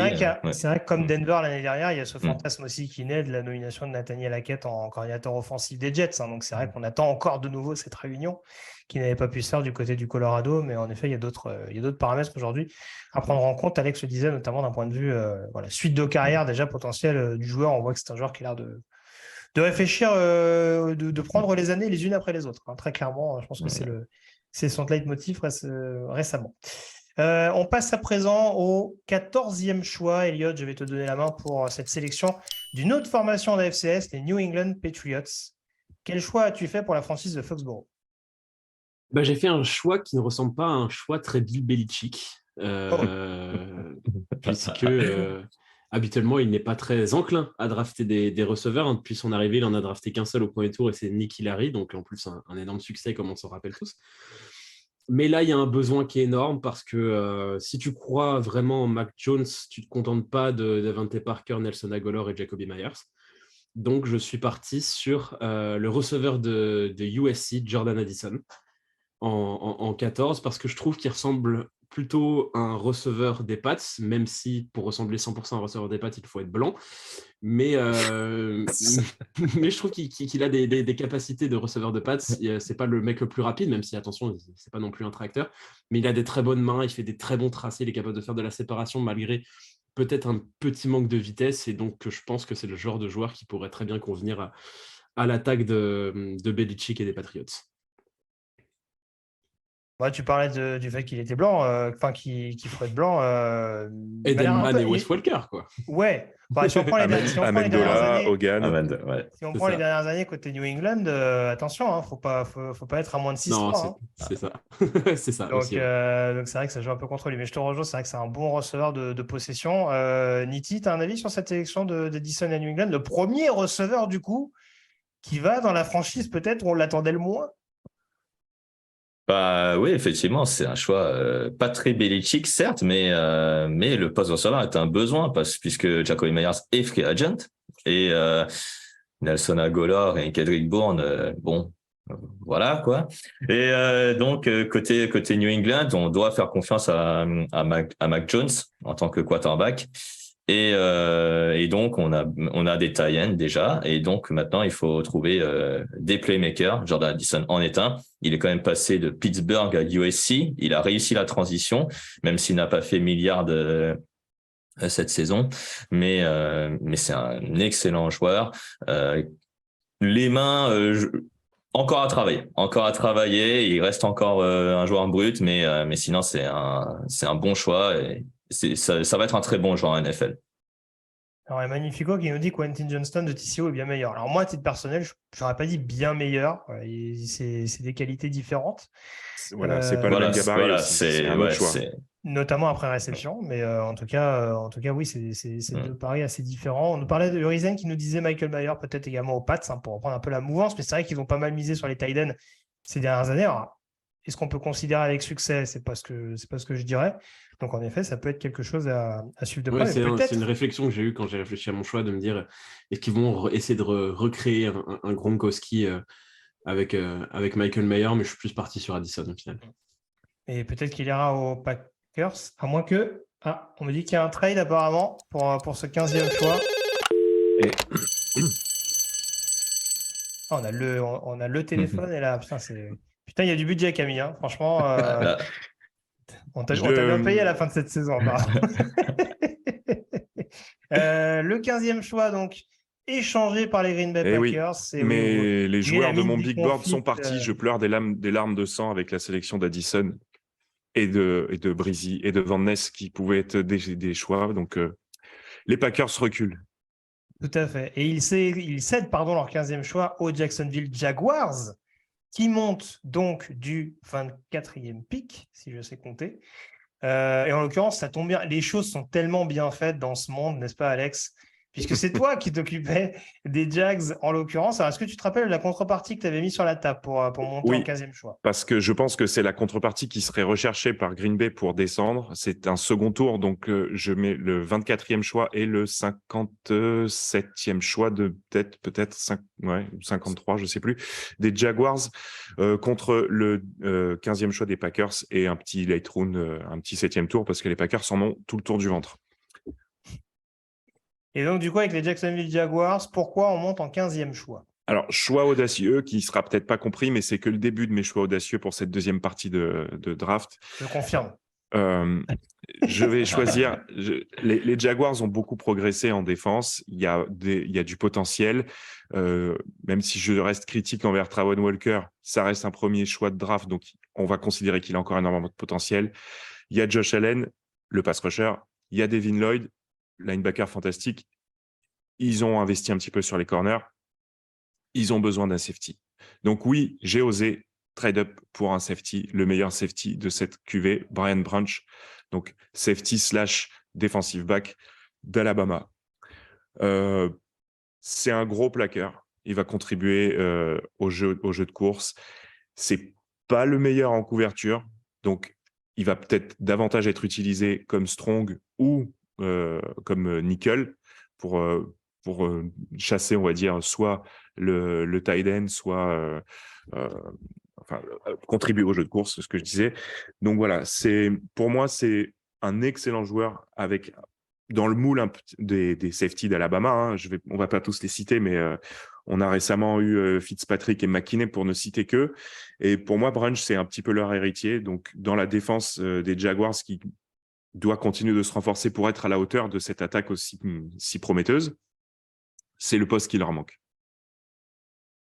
Tout à fait. Alors, je suis désolé, je vais écorcher le nom sur le chat. C'est Miana Eyotivi. Je ne sais pas si c'est bien prononcé. Je m'en excuse de nouveau. Hein. J'essaie de faire du mieux que je peux. Voilà, qui nous met Branch avec un grand cœur. Donc, a priori, il a l'air d'avoir apprécié ce choix ou à minima le joueur en question. Guillaume qui nous dit Branch était parfait pour Pittsburgh. Bah, qu'à cela ne tienne, hein, on verra la sélection des Steelers. C'est pour ça qu'il y a eu trade-up aussi. Je l'avais anticipé. Tout à fait. Et c'est vrai que tu le dis, en effet, c'est un safety. Mais je me tourne peut-être vers toi, Elliot, pour savoir un petit peu ton ressenti là-dessus. C'est aussi un safety qui sait faire énormément de choses, notamment blitzer. Et ça, ce ne sera pas forcément une mauvaise chose pour les Jaguars, qui ont peut-être des besoins aussi de brouiller les cartes défensivement, tout en renforçant leur backfield défensif. Ouais, c'est sûr. Moi, j'aime beaucoup cette sélection parce que déjà, comme tu le disais, Alex, c'est un besoin, le poste de safety, alors qu'ils ont mis des playmakers un peu partout dans leur défense. Et c'est vrai que c'est un safety qui est capable de blitzer, qui est capable peut-être le temps de se développer, de jouer peut-être un peu plus à l'intérieur, comme une sorte de nickel. Et du coup, franchement, ouais, ramener du blitz et ramener de la pression sur le quarterback, c'est une très bonne idée pour la défense des Jags. Et on va passer au 16e choix pour terminer la première moitié, on dira, de ce premier tour, avec notamment la sélection des Washington Commanders. Et on se dirige du côté de la défense pour Washington pour prendre un cornerback. Alors, il y avait plusieurs possibilités. Il y a du Christian Gonzalez qui est encore là. Il y a du Joey Porter Jr. qui est encore là, notamment. Je suis parti vers un cornerback qui a un peu plus peut-être de référence au fil des années, on dira, même s'il n'a peut-être pas forcément fait une aussi bonne année que les précédents que j'ai cités. Kelly Ringo, cornerback de Georgia, qui était annoncé pendant longtemps dans le top 10 et qui là ne cesse de glisser un petit peu dans les différents boards. Notamment parce que voilà, il y a des instincts qui ont joué pas mal de tours, notamment sur les nombreuses fois, sur les quelques fois plutôt où il a été testé dans le domaine aérien au sein de la défense de Georgia. Ça fait partie de ces joueurs, on a du mal à savoir s'il a vraiment joué à son plein potentiel la saison dernière ou si, à l'inverse, il était peut-être en sur-régime, notamment en 2021. On rappelle que c'est l'auteur, par exemple, du pick six décisif en finale nationale pour le premier titre de Georgia, hein, celui acquis contre Alabama il y a 2 saisons de ça. Après, voilà, je parlais de ses soucis d'anticipation. Après, pour le reste, c'est quand même un cornerback moderne avec vraiment un gabarit assez intimidant, une aptitude à filer un coup de main, notamment sur le jeu au sol, à être assez pressant, notamment, vraiment être un gros bagarreur avec les receveurs de grande taille. On voit qu'il y en a de plus en plus au sein de la ligue. Donc, vraiment, je trouve que ça ça représenterait une facette au niveau du poste de cornerback que Washington n'a peut-être pas suffisamment ces dernières années, ce qui ne serait pas forcément une mauvaise chose quand tu vas notamment croiser A.J. Brown ou CeeDee Lamb, par exemple, 2 fois par saison. Avoir un cornerback de ce gabarit-là, ça ne me paraît pas forcément une mauvaise chose. Donc, c'est pour ça que je suis parti un peu sur Kelly Ringo. Je sais qu'il polarise un petit peu. Je ne sais pas, par exemple, ce que tu en penses, Niti. Mais voilà. Est-ce que pour le coup, déjà, tu serais parti sur un corner et est-ce que tu n'aurais pas choisi une autre possibilité? Parce que je sais qu'avec Ringo, je ne fais pas forcément l'unanimité là-dessus. Non, après, il y a le poste de quarterback, hein, effectivement aussi pour les Commanders, hein, même si apparemment ils veulent continuer avec Samuel. Après, il y a d'autres positions. Il y a la position aussi de linebacker qui peut être aussi un besoin côté Washington. Mais cornerback, effectivement, est le premier, vraiment le premier besoin hors quarterback ou autre position offensive côté Washington. Mais Kelly Ringo n'est pas mon préféré. Effectivement, sur cette position de cornerback, j'aurais préféré un autre joueur. Mais sinon, c'est comme je disais lors de la précédente mock draft, c'est le besoin effectivement défensif, le premier besoin, c'est le poste de cornerback côté Washington, puisque effectivement tu vas rencontrer des CeeDee Lamb, des A.J. Brown dans ta division 2 fois. Donc il faut absolument renforcer cette position, surtout qu'offensivement Washington est à part peut-être le poste de quarterback, c'est blindé. Oui, il y a beaucoup de postes. Ouais. Ce manque de respect pour Samuel. On attend de voir Samuel. J'avoue, l'année dernière, j'étais pas très très fan déjà de Samuel, mais même s'il a fait un très bon match lors de je crois que c'est sa seule titularisation en NFL. À voir pour 2023. Je regarde rapidement sur le chat. Bah tiens, Alex, vu que je sais pas, Alex ou Elliot, pareil, il y avait un autre joueur éventuellement que vous auriez sélectionné en corner? Rapidement. En corner, oui. Mais en après, corner, sur le poste de potentiellement. corner. Moi, je serais allé sur le poste de corner aussi, mais... Gonzalez, par exemple, parce que Sipanos, par exemple, me dit c'est presque trop leste que de prendre Ringo avant Gonzalez. Ouais, Gonzalez, pourquoi pas. Après, moi, j'aime beaucoup Kelly Ringo, personnellement. Mais je peux comprendre... C'est pas parce qu'on sélectionne l'un qu'on dénigre l'autre, bien sûr. Mais je peux comprendre le fait de prendre un mec comme Gonzalez avant. Ouais. Très bien. Alex aussi, du coup? Oui, tout à fait. C'est... Comme tu l'as dit, Ringo, c'était certainement le corner numéro 1 à l'entrée de la saison. C'est un peu moins le cas maintenant. Maintenant, voilà, ça reste un corner de Georgia qui a fait ses preuves, qui a goûté au plus haut niveau universitaire. Donc, voilà, le poste est un besoin. Donc, après, on n'a pas trop lancé sur lui cette saison. On va dire qu'il a eu moins de chances de faire des gros jeux. Il en a fait notamment un contre Tennessee, quand même. C'était bien vu, en tout cas de sa part. Mais c'est vrai que cette saison, il était moins flamboyant que la saison dernière. C'est lui, notamment, qui a fait le pick 6 contre Bryce Young et Alabama pour donner la victoire à Georgia contre Alabama il y a 2 saisons. Tout à fait. J'avais un peu de mesure avec Sipanos, du coup, j'en ai beaucoup moins avec Chenzo qui nous dit c'est honteux de sélectionner Ringo avant Gonzalez. Voilà. Allons-y, gaiement, les mots sont dits. On passe au 17e choix, les Pittsburgh Steelers, qui sélectionnent, je sais que ça va être suivi notamment par notre camarade Guillaume, et les Steelers, on va rester du côté de Georgia, messieurs, parce que, voilà, visiblement, je ne sélectionne que des joueurs des Bulldogs, donc voilà, ça ne fera pas exception à la règle avec ce 17e choix. On t'a reconnu, Gunnkunst. Ouais. C'est joli comme tu le dis, j'aime bien. En tout cas, voilà, Broderick Jones, le 3e meilleur tackle du plateau, à mon sens, en tout cas celui qui présente le plus de références à l'heure actuelle, repositionné officiellement tackle gauche de Georgia au cours de cette saison 2022 et qui a été globalement infranchissable. Alors tout n'est pas parfait là encore, ça fait partie de ces tackles qui ont peut-être d'un point de vue technique notamment, mais ça c'est aussi lié à sa découverte relativement récente du poste, puisqu'il a principalement évolué au cours de ses premières années du côté d'Athènes sur l'intérieur de la ligne. Recrue star à sa sortie du lycée, je pense qu'il n'était pas loin des 5 étoiles pour ceux à qui ça parle. Mais voilà, c'est un joueur qui a dû apprendre un petit peu petit à petit et qui est vraiment doté d'un gros mental, d'une grosse agressivité. Enfin voilà, c'est vraiment un gros bagarreur. Après, voilà, comme je disais, il y a des acquis techniques peut-être à développer. On ne sait pas forcément si dès sa première année, il sera habilité à jouer sur le côté gauche. Ça, ce sera à voir. Mais en tout cas, à long terme, il présente un gros potentiel pour pouvoir le faire. Et vu la situation des Steelers sur la ligne offensive, ce ne sera clairement pas une mauvaise chose de le récupérer sur cette position-là pour les Steelers. Elliot, un avis sur cette sélection de Broderick Jones à Pittsburgh? Logique, ultra logique.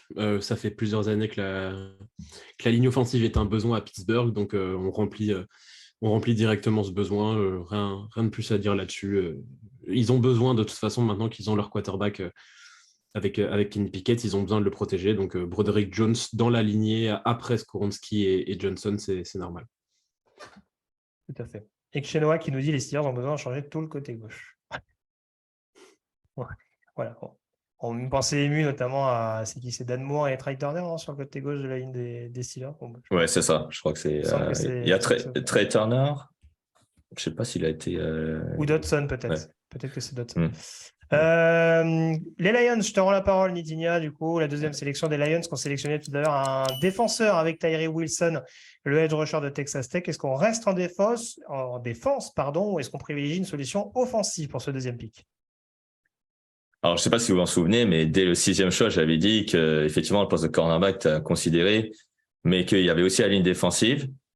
Comme j'ai dit, la cuvée de cornerback, elle est très profonde en termes de qualité, notamment pour des joueurs qui vont être pris au premier tour. Donc là, il reste beaucoup de cornerbacks. J'avais le choix notamment entre Joey Porter Jr., Christian Gonzalez, Cam Smith ou encore Emmanuel Forbes. Donc, on a parlé de Christian Gonzalez. Le choix est donc logique. Je prends le cornerback d'Oregon. Il a fait une saison magnifique à Oregon. 4 interceptions. En plus, il est longiligne. Il fait quasiment 1m90. Donc, pour un cornerback, je trouve que c'est assez grand. Et puis, il a de super qualités athlétiques, en plus d'être assez intelligent. Peut-être le physique, peut-être à progresser, mais clairement, en NFL, il deviendra titulaire dès la semaine 1.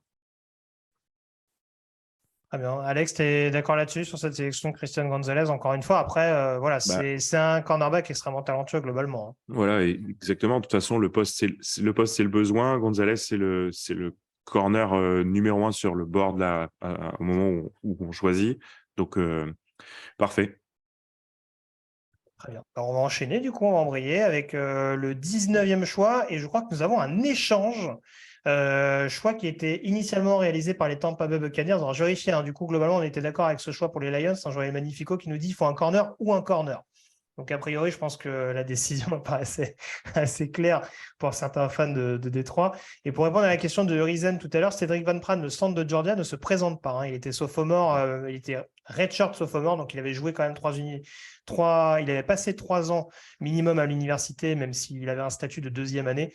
Mais en l'occurrence, il reprolonge son aventure du côté de Georgia. Il sera sûrement un joueur à surveiller au cours de la prochaine QV. Il y a donc un trade, mon cher Camille, avec donc le 10e choix des Tampa Bay Buccaneers qui est envoyé aux New York Giants. Les Buccaneers donc étaient gérés par Alex qui cède son choix donc aux Giants de Nitinia. Est-ce que tu as la contrepartie sous le coude, mon cher Nitinia? Ouais, j'ai la contrepartie. Donc, le 25e choix des Giants, plus un 3e tour, plus un 7e tour. Plus Dexter Lawrence. Non, quand même pas. On va pas aller jusque-là. Quand même, c'est notre meilleur joueur en défense. Quand même, un peu de respect pour Dexter Lawrence. Snobé au Pro Bowl, pour info. Exactement, c'est important de le rappeler. Et du coup, ce 19e choix, alors on a à peu près une idée, parce que mine de rien, alors il n'y a pas tant de besoin que ça aux Giants, même si l'effectif paraissait pas monstrueux sur le papier, mais il y a quand même un besoin assez criant. Est-ce que c'est ce besoin-là que tu cibles prioritairement du côté des Giants? Ouais, on va aller en attaque. Du côté des Giants, un des besoins prioritaires en attaque, c'est le poste de receveur. Il faut un playmaker à ce poste-là aux Giants. Kenny Golladay va être probablement coupé. En tout cas, s'il n'est pas coupé, c'est qu'il y a un problème. Malgré la bonne fin de saison d'Isaiah Hodgins et malgré les bonnes saisons aussi de Richie James et de Darius Slayton, pour moi, ils n'ont pas la carrure d'un receveur numéro 1. Donc, pour moi, il faut un receveur qui est meilleur que Kenny Golladay, même parce qu'il mesure quasiment la même taille, plus d'1m90. Quentin Johnston, donc receveur de TCU. Donc, je monte effectivement pour le sélectionner car il n'a pas été sélectionné. Donc, je prends le meilleur joueur disponible. C'est pour ça que je suis monté. Très bien. Quentin Johnston du côté des Giants. Alex, tu achètes, comme on dit? Bah oui, c'est le meilleur receveur disponible. C'est le besoin absolu et total pour les Giants. Il a montré avec TCU toutes ses qualités toute la saison, donc c'est le choix logique et c'est encore plus logique d'être allé le chercher à ce moment-là par un trade-up.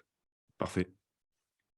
Très bien. Bon, en tout cas, ce choix était attendu. Il y a du soulagement dans le chat d'avoir vu Quentin Johnston sélectionné. Donc voilà, vous pouvez remercier Nitinia. En l'occurrence, alors Mika NFL qui me demande si Olu Fashanu, le tackle de Penn State, ne se présente pas. Donc pareil, lui aussi rempli du côté de Penn State. Donc il ne fera pas partie de cette QV 2023. On enchaîne à présent avec le 20e choix, la sélection des Seattle Seahawks. Elliott, je te rends la parole avec la sélection tout à l'heure de Lucas Van Ness, le lineman défensif d'Iowa. Quel est ton deuxième choix pour la franchise emmenée par Pete Carroll? Mon deuxième choix, on va rester sur la ligne, mais de l'autre côté, on va passer sur la ligne offensive. On t'en a parlé un peu plus tôt, il y a eu des renforcements sur la ligne offensive l'année dernière à la draft, notamment Charles Cross et Abraham Lucas. Donc là, on va renforcer à l'intérieur. J'aurais préféré avoir un centre, mais je considère qu'il n'y a pas de centre de niveau assez bon pour être pris en 20. Du coup, je vais prendre un guard, je vais prendre Osiris Torrance, le guard de Florida, parce que déjà, c'est jamais une mauvaise idée de renforcer sa ligne quand on a des joueurs peut-être un petit peu moins bons. Osiris Torrance est un lineman de très haut niveau, très fort sur le jeu de course. Pour le schéma des Seahawks, je trouve que c'est un bon choix, et puis ça pourrait continuer à renforcer cette ligne pour permettre à Kenneth Walker de continuer à performer tant qu'il a encore des jambes. Niki, d'accord avec ce choix de Torrance à Seattle? Oh bah lui, c'est aussi le joueur qui monte. Hein. Il n'était pas vraiment dans les radars, dans les prospects au premier tour avant la saison, mais il a énormément progressé, notamment sur la protection de passe. On savait qu'il était très fort dans le jeu de course parce qu'à Florida, on utilisait souvent cette phase de jeu, pardon. Mais avec Billy Napier, maintenant, on a plus, on va dire, on est plus passé par les airs. Et puis, ouais, non, franchement, il a un physique monstrueux. Et il a surtout aussi une belle mobilité. Donc, clairement, un joueur à surveiller pour le Process Combine et à surveiller pour le premier tour en avril prochain. Très bien. On va pouvoir passer. Alors, je vais juste rappeler rapidement donc, les spots de 1 à 11 avec la sélection de Peter Skoronski, tackle de Northwestern chez les Tennessee Titans. En 12, les Houston Texans qui sélectionnent Brian Breezy, lineman défensif de Clemson. En 13, Paris Johnson Jr., tackle d'Ohio State, sélectionné par les New York Jets. On a Jordan Addison, receveur de USC chez les New England Patriots en 14. Les Jacksonville Jaguars montent en 15 pour récupérer Brian Branch, defensive back d'Alabama. En numéro 16, Kelly Ringo, cornerback de Georgia chez les Washington Commanders. Le tackle de Georgia, Broderick Jones, sélectionné en 17e chez les Pittsburgh Steelers. En 18e choix, les Detroit Lions sélectionnent Christian Gonzalez, cornerback d'Oregon.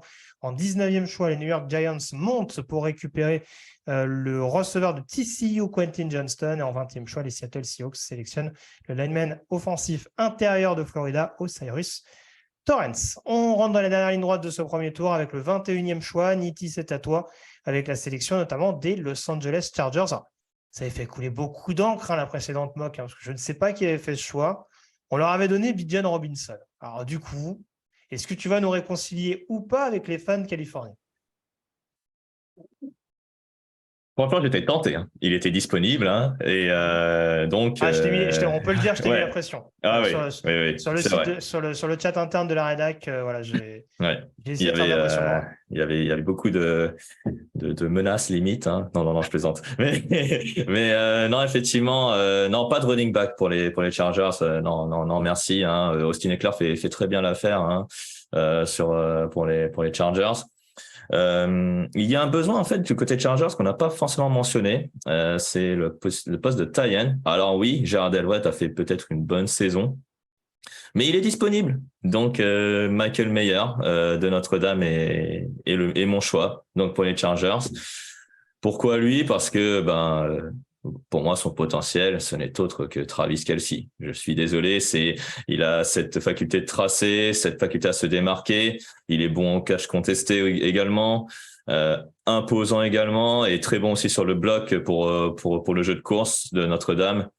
Donc là, il est disponible, donc je le prends en tant que meilleur joueur disponible dans ce premier tour pour les Chargers.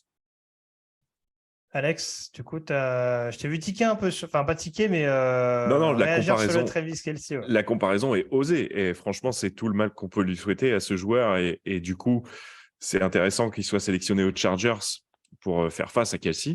Non, c'est un excellent choix. Le poste de tight end, c'est clairement un besoin malgré Everett. Alors après, j'aime bien un autre tight end qui est encore disponible également. Je l'aime beaucoup même, mais la logique s'entend. Meilleur, c'est certainement la valeur sûre, on va dire, là où il y a le moins de risques en le sélectionnant. Et Justin Herbert a besoin d'une cible supplémentaire. Il a des bons receveurs, mais il n'y a pas beaucoup de profondeur. Et Everett, il a bien marché cette saison, mais ça n'a jamais été un tight end exceptionnel. C'est pas le calibre d'un tight end qui fait basculer un match. Donc, c'est ce qu'on attend avec Mayer en le prenant en 21. Donc, voilà, parfait. Je crois que Chabaloutre, qui suit les Chargers avec attention, apprécie beaucoup cette sélection de Michael Mayer du côté de Los Angeles. Et en effet, on nous dit, on compare à Travis Kelce. C'est Shenzo V2 sur le chat qui nous dit ça tombe bien, parce qu'il risque de se retrouver du coup dans la même division dans des confrontations entre les Chiefs et les Chargers. On passe au 22e choix à présent, choix pour les Baltimore Ravens. Elliot, tu t'en es chargé. Qui atterrit du côté de Baltimore? Est-ce qu'on renforce l'attaque ou est-ce qu'on continue de gaver encore un peu plus cette défense du côté du Maryland? Moi, je vais rentrer dans un marronnier, quelque chose dont on parle tous les ans, le poste de receveur à Baltimore. Qui va être le futur receveur? Ils ont essayé Hollywood, ça n'a pas marché. Rashad Bateman est un bon joueur, mais est-ce que c'est suffisant? Je ne pense pas personnellement. Du coup, j'ai décidé que les Ravens allaient partir sur un receveur, Jackson Smith-Njigba de Ohio State. Très bien. Bah, écoute, Niti, je te vois opiner du chef. Ça te va cette sélection de Smith-Njigba? C'est un joueur très polarisant également, qui sort en plus d'une saison 2022 forcément vraiment gangrénée par les blessures. Est-ce que ça te va déjà cette sélection au premier tour et cette arrivée du côté de Baltimore? En tout cas, il faut un receveur numéro 1 à Baltimore. Rashad Bateman, il est souvent blessé. Hollywood Brown est parti. Et donc, et Devin Duvernay, il est aussi souvent blessé. Mais ni Bateman ni Duvernay n'ont, pour l'instant, m'ont montré qu'ils n'ont pas la carrière d'un receveur numéro 1. Jackson Smith-Njigba était blessé lui aussi la saison dernière, mais clairement, par rapport à ce qu'il a montré en 2021, pour moi, c'est mon receveur préféré. C'est-à-dire qu'il a les mains, il a la qualité de tracé, il a la séparation. Ok, il manque peut-être d'un pouvoir d'accélération, un peu de vitesse, mais il sait se démarquer. Il est intelligent et c'est clairement, déjà c'est le meilleur receveur maintenant disponible après Johnston et Addison, donc un choix logique. Très bien. Donc voilà, en tout cas pour cette sélection de Jackson Smith-Njigba du côté de Baltimore, Kiki Stardust sur le chat qui nous dit boomer bust avec lui. C'est vrai que bon, ça peut donner un petit peu cette impression-là. Qu'est-ce qu'on a? Oui, c'est vrai qu'on nous dit que déjà là, il y a pas mal de blessures offensivement du côté de Baltimore. Il ne sera peut-être pas dépaysé, Smith-Njigba. En tout cas, il croisera 2-3 personnes du côté de l'infirmerie. Et c'est toujours important d'avoir une certaine solidarité dans une franchise NFL. Ça, c'est pour la petite blague. Le 23e choix à présent pour les Minnesota Vikings, et je m'en charge.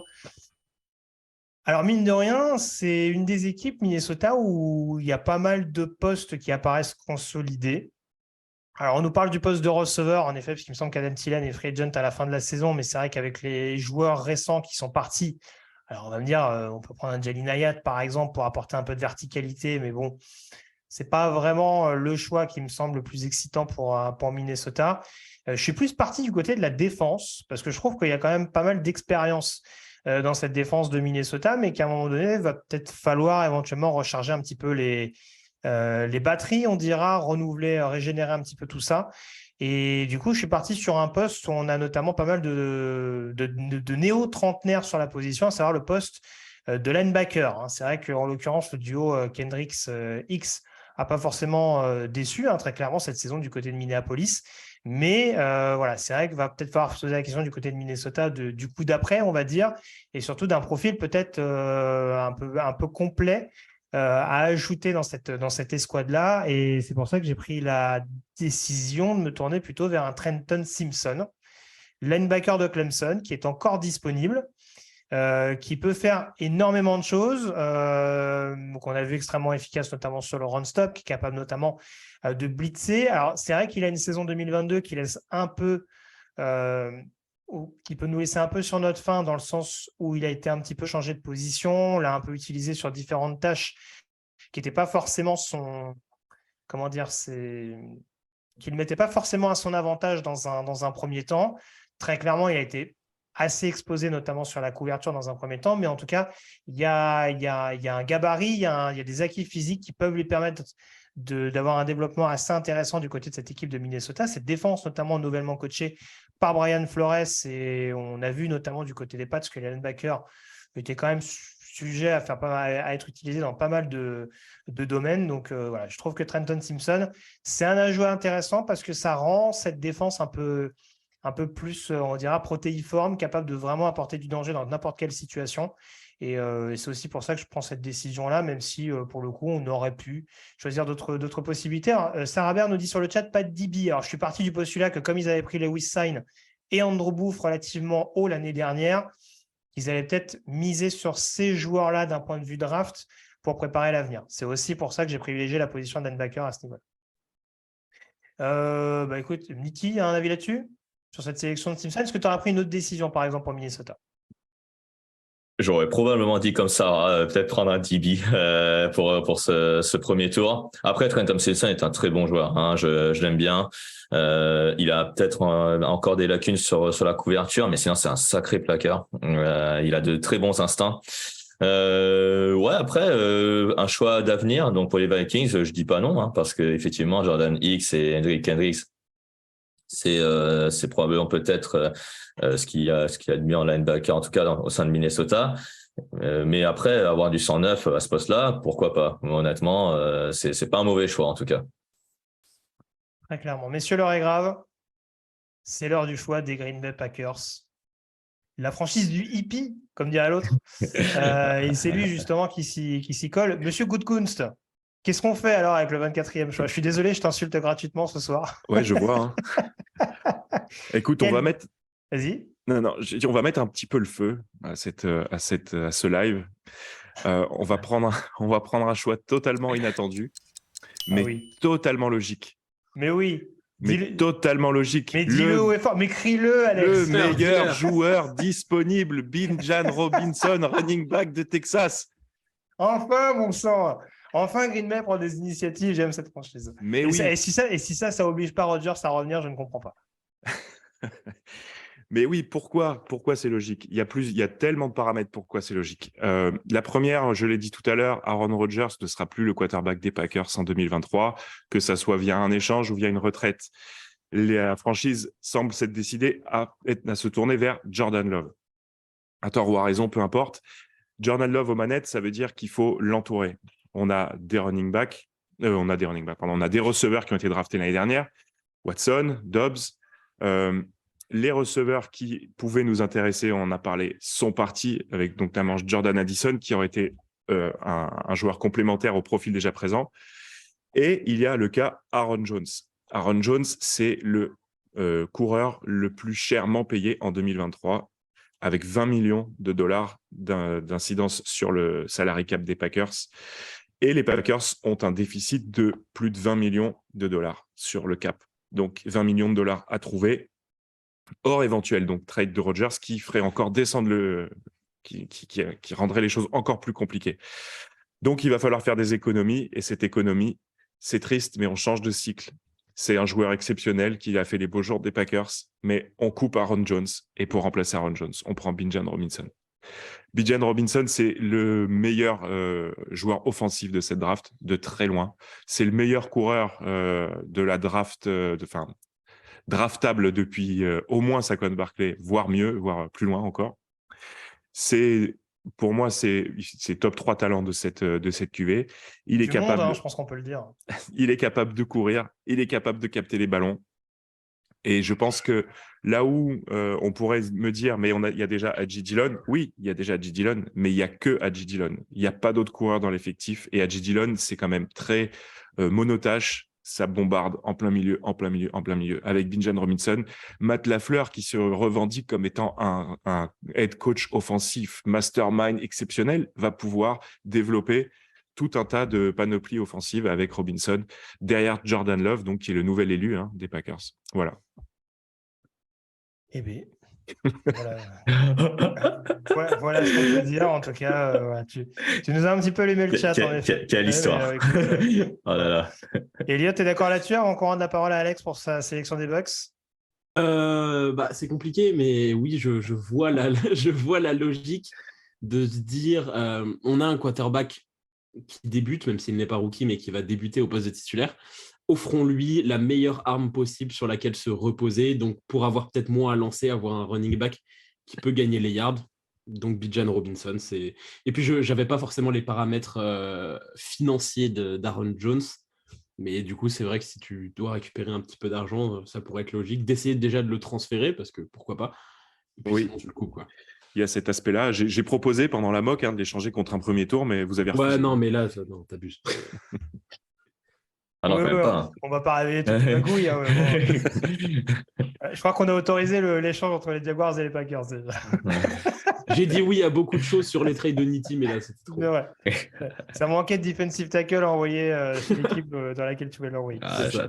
Le 25e choix, donc des Tampa Bay Buccaneers. Alors, je te laisse la main, Alex, puisque c'est toi qui t'en occupais également. Choix issu donc des New York Giants, qui sont montés tout à l'heure pour récupérer Quentin Johnston.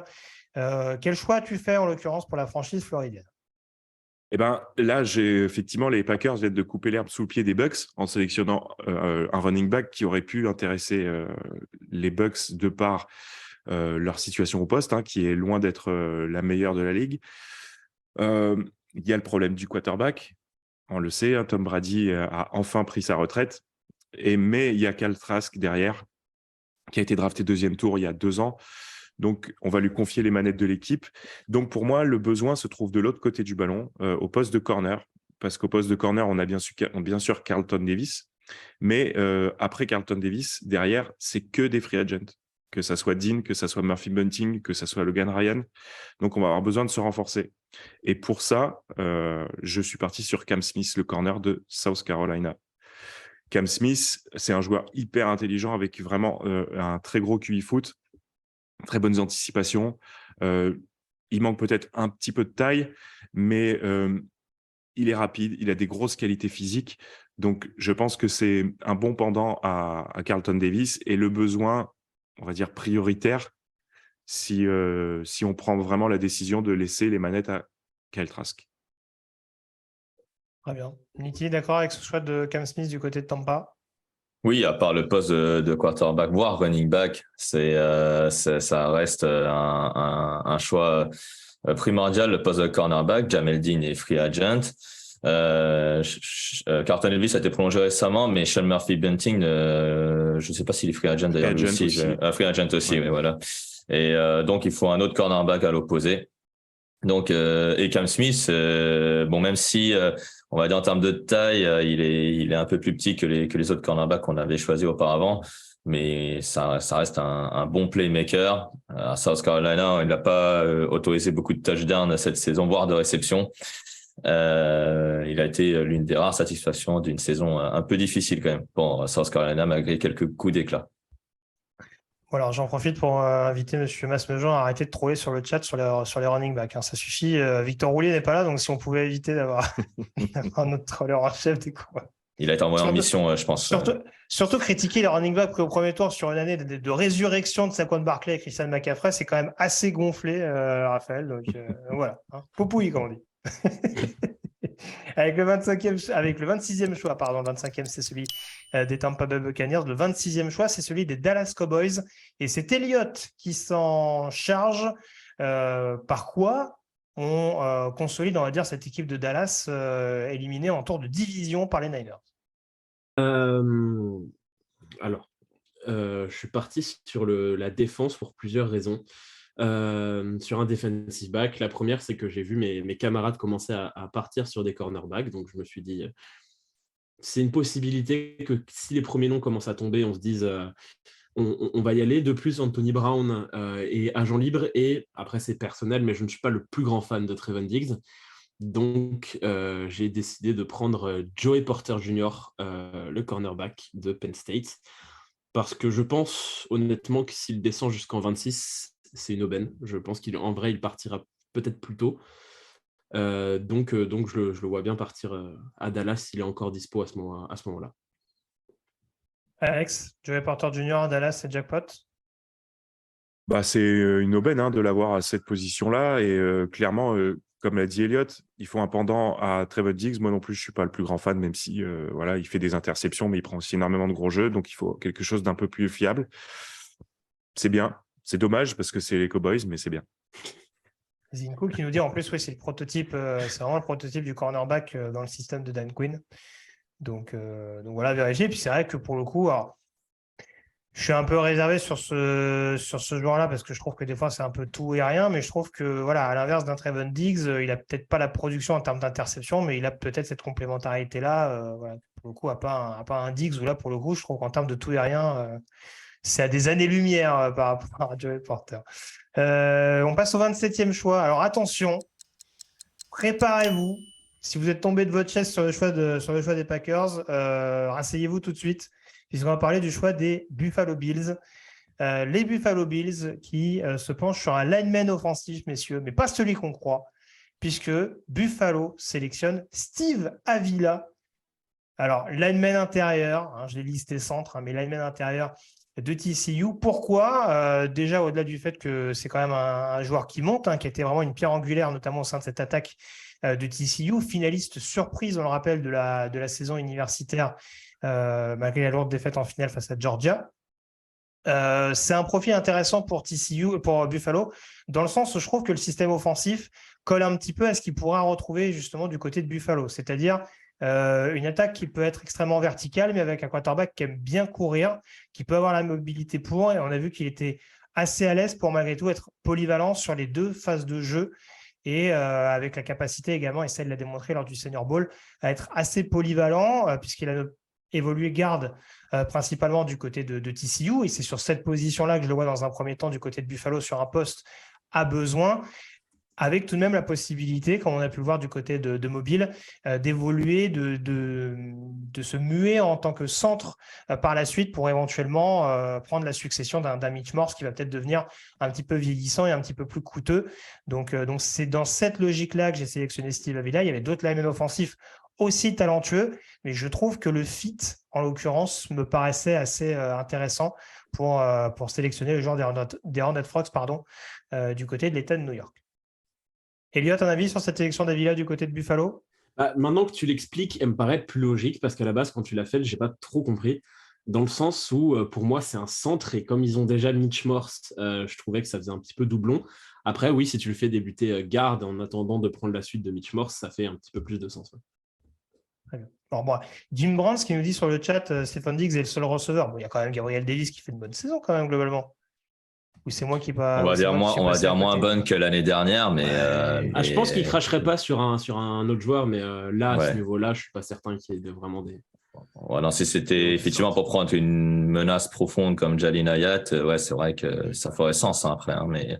Oui, c'est ça aussi. Il y a aussi la valeur de la position. Et j'aime beaucoup ce commentaire de Zinko qui me dit: je suis arrivé il y a 10 minutes, Grégory, 2 pics de Rich. On rappelle des Rich, c'est pour ceux qui ne sont pas familiers avec le terme, c'est des joueurs sélectionnés plus haut que la position à laquelle ils sont attendus. Voilà. Après, Steve Avila, je le dis honnêtement, pour moi, c'est un deuxième tour plus qu'affirmé et je serais curieux encore une fois de voir ce que ça va donner au cours du process draft, même si bien entendu, il y a d'autres joueurs qui font peut-être plus saliver à l'heure actuelle que le joueur de Texas Christian. On passe au 28e choix, la sélection des Cincinnati Bengals. Alex, je te donne la parole pour la sélection de la franchise de l'Ohio. Quelle direction on prend pour une équipe qui est assez complète et relativement jeune en plus? Exactement, c'est un petit peu le souci que j'ai avec cette sélection. J'aurais pas été contre faire un trade down, mais j'ai pas reçu de proposition qui aurait pu être intéressante. Enfin, je crois même pas que vous m'avez proposé quoi que ce soit d'ailleurs. Radin. Donc, on a bien fait notre avec les Niners, mais ça aurait été un petit peu gros de remonter du 3e tour. Ouais. Donc, restant à cette position-là, je procède par élimination et je renforce en fait le second rideau, le poste de linebacker, où Jermaine Pratt va être free agent, et je vais sélectionner Drew Sanders, le linebacker d'Arkansas. Linebacker capable d'apporter énormément de pression, comme le prouvent ses 9 sacs et demi cette saison. Et je repositionne un petit peu plus Logan Wilson vraiment comme un Mike linebacker pour mettre justement Sanders dans une position un petit peu plus hybride et pour pouvoir créer, comme tu as utilisé le terme tout à l'heure, un petit peu de surprise, un petit peu de ben voilà, j'ai perdu le mot que tu avais utilisé, mais voilà. Une arme supplémentaire pour le très bon coordinateur défensif Lou Anamuro, et continuer à améliorer cette défense qui est vraiment surprenante de saison précédente. Tout à fait. Nitti, tu as l'air d'accord avec ce choix de Drew Sanders du côté de l'Ohio? Alors moi, j'adore ce joueur, Drew Sanders, hein, le joueur d'Arkansas. Il a fait une saison tellement énorme au sein des Razorbacks que même pour moi, c'est peut-être le linebacker numéro 1 de la QV. Cette QV de linebacker, un peu comme l'année dernière, il y a 2 ou 3 bons joueurs, mais après le reste, voilà, c'est plus des linebackers de complément plutôt que des linebackers à tout faire.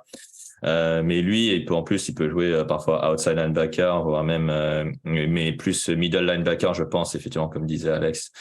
En NFL, il a tout ce qu'il faut, en tout cas, pour jouer linebacker et même au niveau NFL.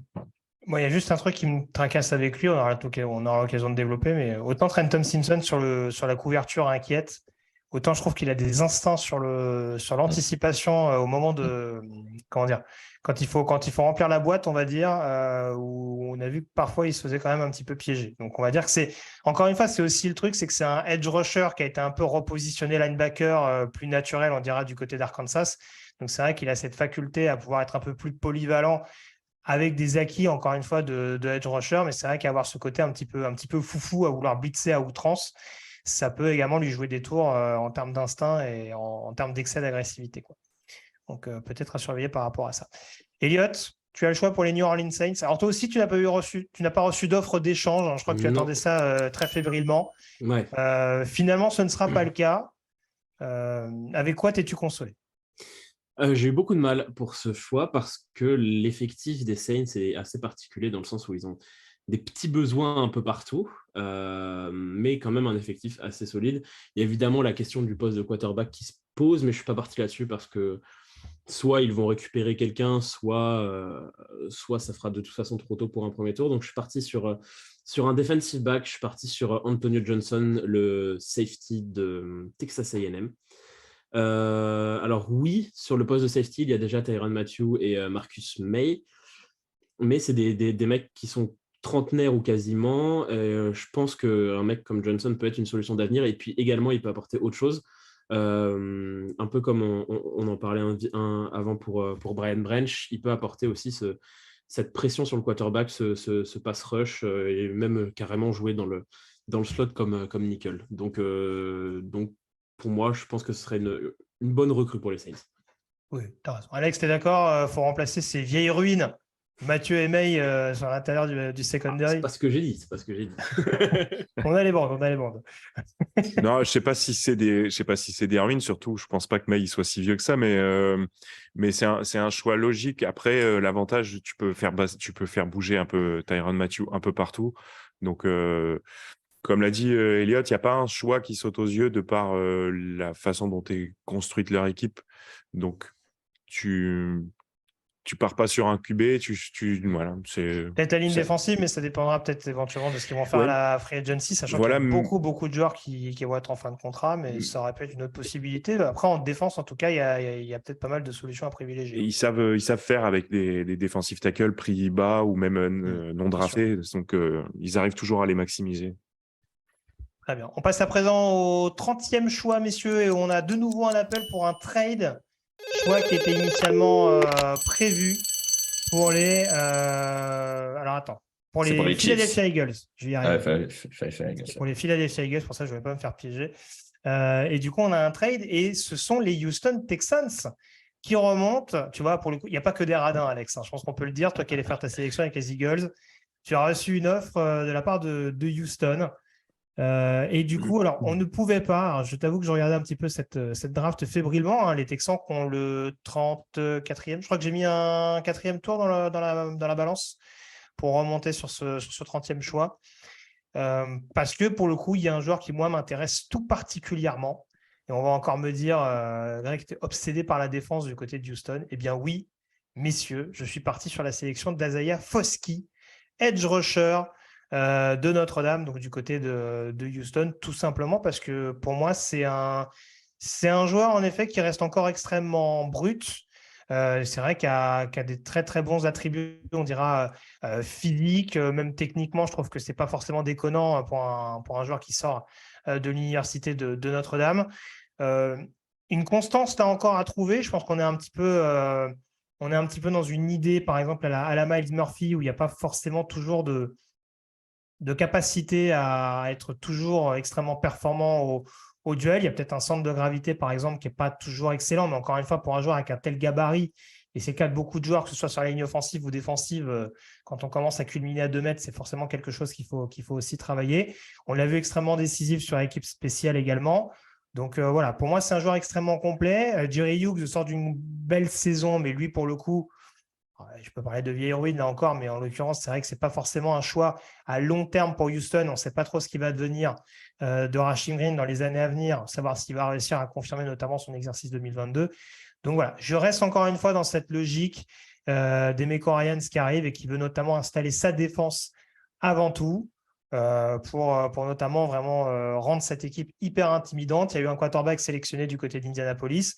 Il y a Jacksonville notamment qui à l'espoir, même si je n'ai pas toujours été rassuré de jours meilleurs avec Trevor Lawrence. Donc voilà, réussir à mettre de la pression dans les poches adverses, ne serait-ce que dans la division, pour moi, c'était un choix indéniable pour Houston pour renforcer ce premier rideau avec notamment Brian Breeze. Voilà. Chabaloutre qui est d'accord avec moi. Mon petit Foskey méritait un premier tour. Et bien, je suis totalement d'accord, c'est pour ça voilà. J'ai fondu, j'ai craqué, il me fallait un premier tour. Absolument. Est-ce que tu es d'accord avec cette logique, Elliot ? Oui. Foskey est un joueur qui a un talent de premier tour, c'est indéniable. Et puis, je suis d'accord avec toi quand tu sélectionnes le fait que tu sélectionnes un joueur défensif parce que tu l'as dit, un nouveau coach, Demeco Ryans, coach défensif, qui a envie d'installer sa patte directement. Donc, il y a une grosse logique là-dessus. Alors, je précise bien, c'est pas un besoin. C'est vrai que généralement, c'est ce qu'on priorise. Là, dans ce cas de figure, parce qu'encore une fois, on peut se faire un peu plus plaisir avec les trades. Pour le coup, c'est le meilleur joueur disponible. C'est l'occasion qui fait le larron. Après, avec l'effectif des Texans, c'est quasiment un besoin à tous les postes. Donc, dans l'idée, c'est pas forcément déconnant non plus.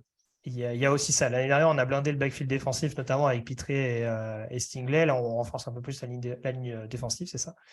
Donc voilà, en l'occurrence, la sélection des Texans. On passe au dernier choix de ce premier tour.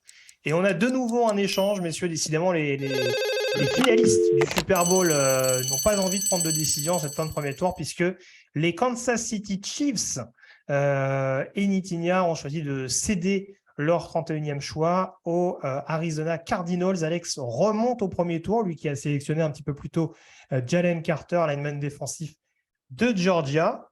Et je crois qu'on prend toujours la direction d'Athènes. Oui, tu fais ton coup de Kunz, comme on dit. Exactement. Mon mentor m'a influencé et je choisis un deuxième joueur de Georgia. Et comme tout à l'heure, j'ai dit que le poste de edge n'était pas forcément la priorité pour les Cardinals, je choisis donc un edge, forcément, Nolan Smith, le edge/linebacker de Georgia. Pourquoi ? Je l'ai dit tout à l'heure, il y a Cam Thomas et Mijay Sanders, mais qui sont certainement des joueurs qui peuvent briller dans une rotation plus qu'en étant des leaders à part entière. Et Nolan Smith est un joueur qui a connu une année difficile, ce qui a aussi certainement un petit peu nuit à son draft stock, comme on dit. Mais pour moi, l'opportunité est intéressante de venir le rechercher en fin de premier tour. Il est capable d'apporter contre la passe, il est capable d'apporter contre la course. Par contre, bien sûr, il va falloir développer ses capacités de pass rusher parce que sa production reste quand même assez faible. On ne va pas se mentir là-dessus. Mais on a donc, comme je l'ai dit aussi en début de cette draft, Gannon comme nouveau head coach, donc un spécialiste défensif qui devrait pouvoir arriver à exploiter un plein potentiel comme on a vu le faire avec Hassan Reddick, par exemple. on pourrait essayer de trouver une comparaison, si on veut essayer de trouver une comparaison. Donc voilà, on continue de blinder la défense pour les Cards. Très bien. Nitti, d'accord avec cette sélection de Nolan Smith du côté d'Arizona? Ah, on t'entend pas, Pardon. par contre. Alors, Nolan Smith, c'était un joueur qui a eu malheureusement une rupture des ligaments croisés cette saison. Donc, il a joué que 2 matchs, il me semble, avec Georgia. Mais sinon, en termes de talent, il faisait partie de la fameuse défense de Georgia du front seven en 2021. Mais sinon, pour revenir à Arizona, c'est clairement un choix logique aussi parce que Mijay Sanders et Cameron Thomas ont été draftés l'année dernière, mais ça reste encore des joueurs bruts, alors que Nolan Smith, lui, il a déjà prouvé, certes au niveau universitaire, mais je pense qu'en NFL, la transition va se faire plutôt facilement pour lui parce qu'il a des instincts de pass rush, il a aussi des instincts de couverture assez intéressants. Donc, à mon avis, Arizona, et en plus avec le nouveau head coach à la mentalité défensive qui est Gannon, qui est arrivé du côté des Cardinals, ça ne fera pas de mal. Très bien. Je vais faire un rappel du coup sur la dernière partie de ce premier tour avec Michael Mayer sélectionné en 21e choix par les Los Angeles Chargers. On a le receveur d'Ohio State, Jackson Smith-Njigba, sélectionné par les Baltimore Ravens. En 23e choix, le linebacker de Clemson, Trenton Simpson, qui est sélectionné par les Minnesota Vikings. Le 24e choix pour les Green Bay Packers, qui sélectionnent Bijan Robinson, en running back de Texas, on peut le dire, un meilleur choix de ce premier tour. Le 25e choix, les Tampa Bay Buccaneers, qui sélectionnent Cam Smith, cornerback de South Carolina. Un autre cornerback, Joey Porter Jr. de Penn State, sélectionné en 26e par les Dallas Cowboys. En 27e choix, les Buffalo Bills sélectionnent Steve Avila, lineman offensif intérieur de TCU. En 28e choix, les Cincinnati Bengals sélectionnent Drew Sanders, linebacker d'Alabama. Antonio Johnson, defensive back de Texas A&M, est sélectionné en 29e par les New Orleans Saints. En 30e choix, les Houston Texans remontent pour sélectionner le edge rusher de Notre-Dame, Isaiah Foskey. Et en 31e choix, les Arizona Cardinals remontent également dans le big board pour sélectionner Nolan Smith, edge rusher de Georgia. On va terminer cette émission, messieurs, avec notamment les 5 derniers choix qui concernent des équipes qui ne sont pas au premier tour. On a donc les Los Angeles Rams qui sélectionnent en 37, les Cleveland Browns en 43, on a les Miami Dolphins en 52, les Denver Broncos en 67 et les San Francisco 49ers en 99. J'en ai oublié une 6e qui était les Kansas City Chiefs, bien entendu, vu qu'ils sont descendus du premier tour. Du coup, c'était avec le 35e pick, le pick des Arizona Cardinals, celui qui a été échangé avec la sélection pour Nolan Smith. Et justement, Nitti, je vais te laisser ouvrir les hostilités avec ce 35e choix. On ne développera pas plus que ça, mais déjà, donne-nous un petit peu ta sélection pour les Kansas City Chiefs. Qui as-tu privilégié en début de deuxième tour? Malgré la belle finale d'Asaya Pacheco contre les Eagles de Philadelphie, je pense que le besoin en termes de Kansas City, c'est le running back. Et donc, je prends le deuxième running back qui est sur ma big board après Bijan Robinson, c'est Jahmyr Gibbs d'Alabama.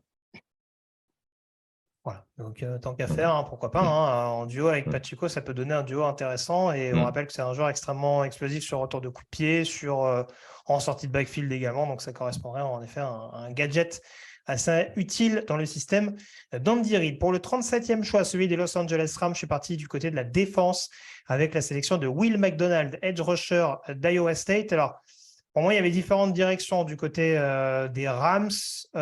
Défensivement, il y a toujours ces points d'interrogation, notamment concernant la situation d'Aaron Donald. Il va y avoir des besoins, notamment sur la ligne défensive. On sait qu'Aishan Robinson, par exemple, et Greg Gaines sont tous les deux free agents. Mais je voyais plutôt les Rams consolider ça par le biais de la free agency, en l'occurrence. Et peut-être enfin essayer de se pencher vers un autre edge rusher qui serait un peu complémentaire, notamment de Leonard Floyd. Donc c'est pour ça que Will McDonald, dans l'occurrence, je trouve que c'est un projet assez intéressant.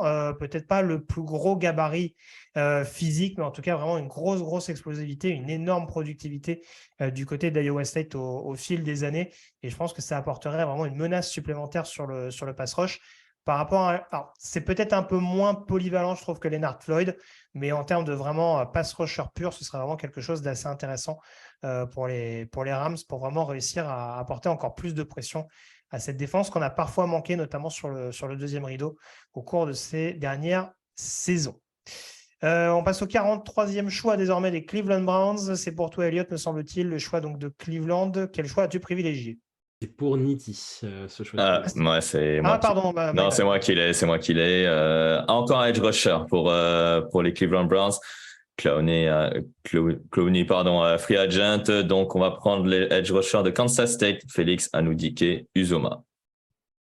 Ok, d'accord. Voilà. Il y a une raison particulière là-dessus pour remplacer notamment Jadivon Clowney, hein?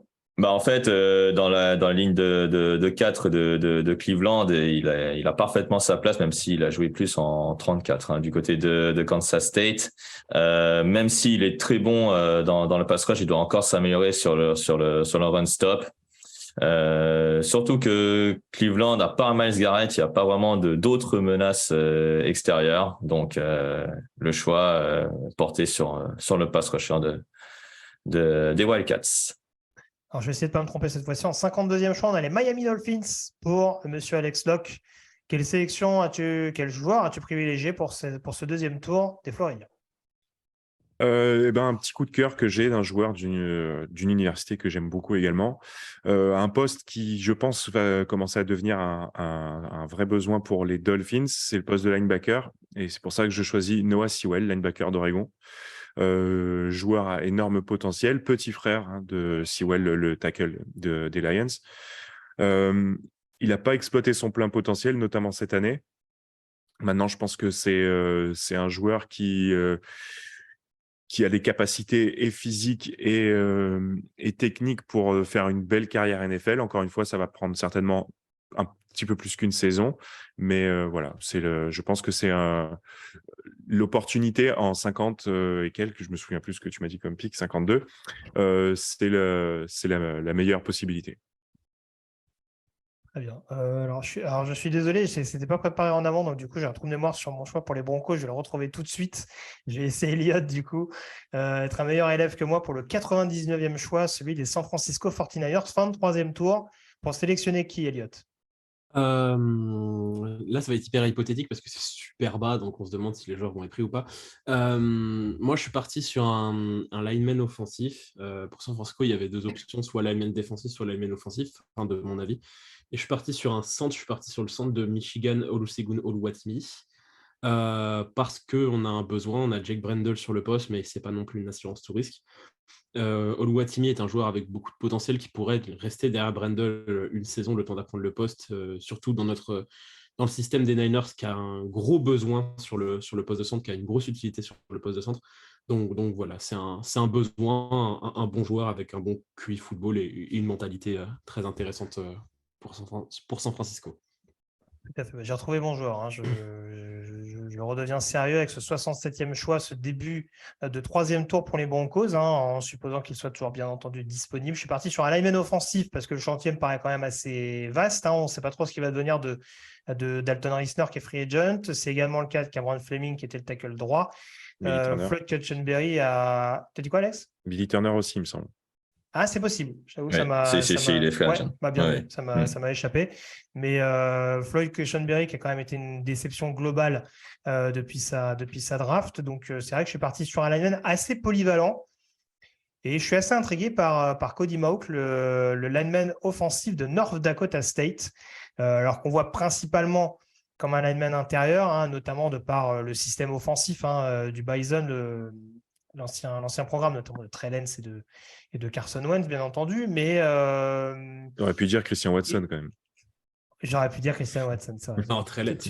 Tu m'excuses, en plus, c'était un de mes coups de cœur l'année dernière. Mais c'est vrai qu'en l'occurrence, il doit rassurer à ce niveau-là, mais je trouve que du côté du Senior Bowl, il a quand même montré pas mal de signes encourageants là-dessus, face à des profils vraiment de première division, parce qu'il y aura encore toujours cette épée de Damoclès au-dessus de lui, à savoir le côté... voilà, il n'y a pas forcément une énorme concurrence face à lui semaine après semaine. Mais là, en l'occurrence, il a répondu présent. Et je pense que c'est un projet intéressant dans le sens où ça peut être un lineman intérieur dans un premier temps. Et je pense qu'on peut le tester sur différentes positions par rapport justement aux besoins que j'évoquais tout à l'heure. C'est-à-dire que on ne sait pas trop à l'heure actuelle s'il va être meilleur en garde, meilleur en centre, voire peut-être en tackle, mais si dans un premier temps, ça me paraît peut-être encore un peu hypothétique, hein, peut-être avec un peu plus de développement sur le long terme, ça restera à voir. Mais en tout cas, en tant que garde, voire centre, ça peut en tout cas être une solution assez intéressante pour les Broncos d'emblée. Voilà. Pour suivre un petit peu le modèle, par exemple, d'un autre joueur de division inférieure, Quinn Miners, qui a été justement sélectionné par les Broncos, si ma mémoire ne me fait pas défaut, il y a quelques mois de cela. Donc, voilà. On nous demande, je crois que c'est Sarah Bière tout à l'heure qui nous disait, c'est pas un peu bas. Encore une fois, voilà, c'est hypothétique, mais voilà, vu la classe de lineman intérieur, il y a d'autres joueurs qu'on aurait pu sortir. Encore une fois, on a parlé de John Michael Schmitz tout à l'heure. Il y a Andrew Voris, par exemple, de USC. Enfin, il y a beaucoup de joueurs éventuellement. Il y a un petit package, on dirait, entre la fin du premier et le début du troisième, où on peut éventuellement avoir des joueurs qui sont un petit peu laissés sur le côté et qui seront récupérés tel une aubaine par pas mal de franchises. Je crois qu'on a été assez complet, messieurs, sur cette draft. En tout cas, merci à tous d'avoir été en notre compagnie. J'ai essayé d'être le plus attentif sur le chat, mais ce n'était pas toujours évident. Hein. Mine de rien, on a quand même fait 2 heures d'émission pour le coup. Hein, donc, c'était compliqué d'être un petit peu partout tout en cédant la parole aux camarades. Merci encore beaucoup d'avoir été avec nous. Hein. Vous avez été en moyenne 200 au cours de ce live. Donc, merci infiniment et n'hésitez pas, continuez de nous suivre en tout cas au cours de cette intersaison et de ce processus draft qui ne fait que commencer. Hein. Il y aura d'autres lives à suivre sur Twitch, d'autres podcasts, dont un qui va arriver notamment en fin de semaine, consacré notamment au débrief du Senior Bowl. Vous retrouverez cette émission en replay, notamment dans les toutes prochaines heures. Et puis, quant à nous, on se retrouve très vite. Hein, touchdownactu.com, @tdactu. Merci beaucoup, Nitinia. Merci, Elliot. Merci, Alex. Merci infiniment, Camille, également, d'avoir géré la technique. Et puis, restez bien connectés, encore une fois, sur TDA pour la suite des événements. Très bonne soirée à tous et à la prochaine. Salut à tous. Ciao.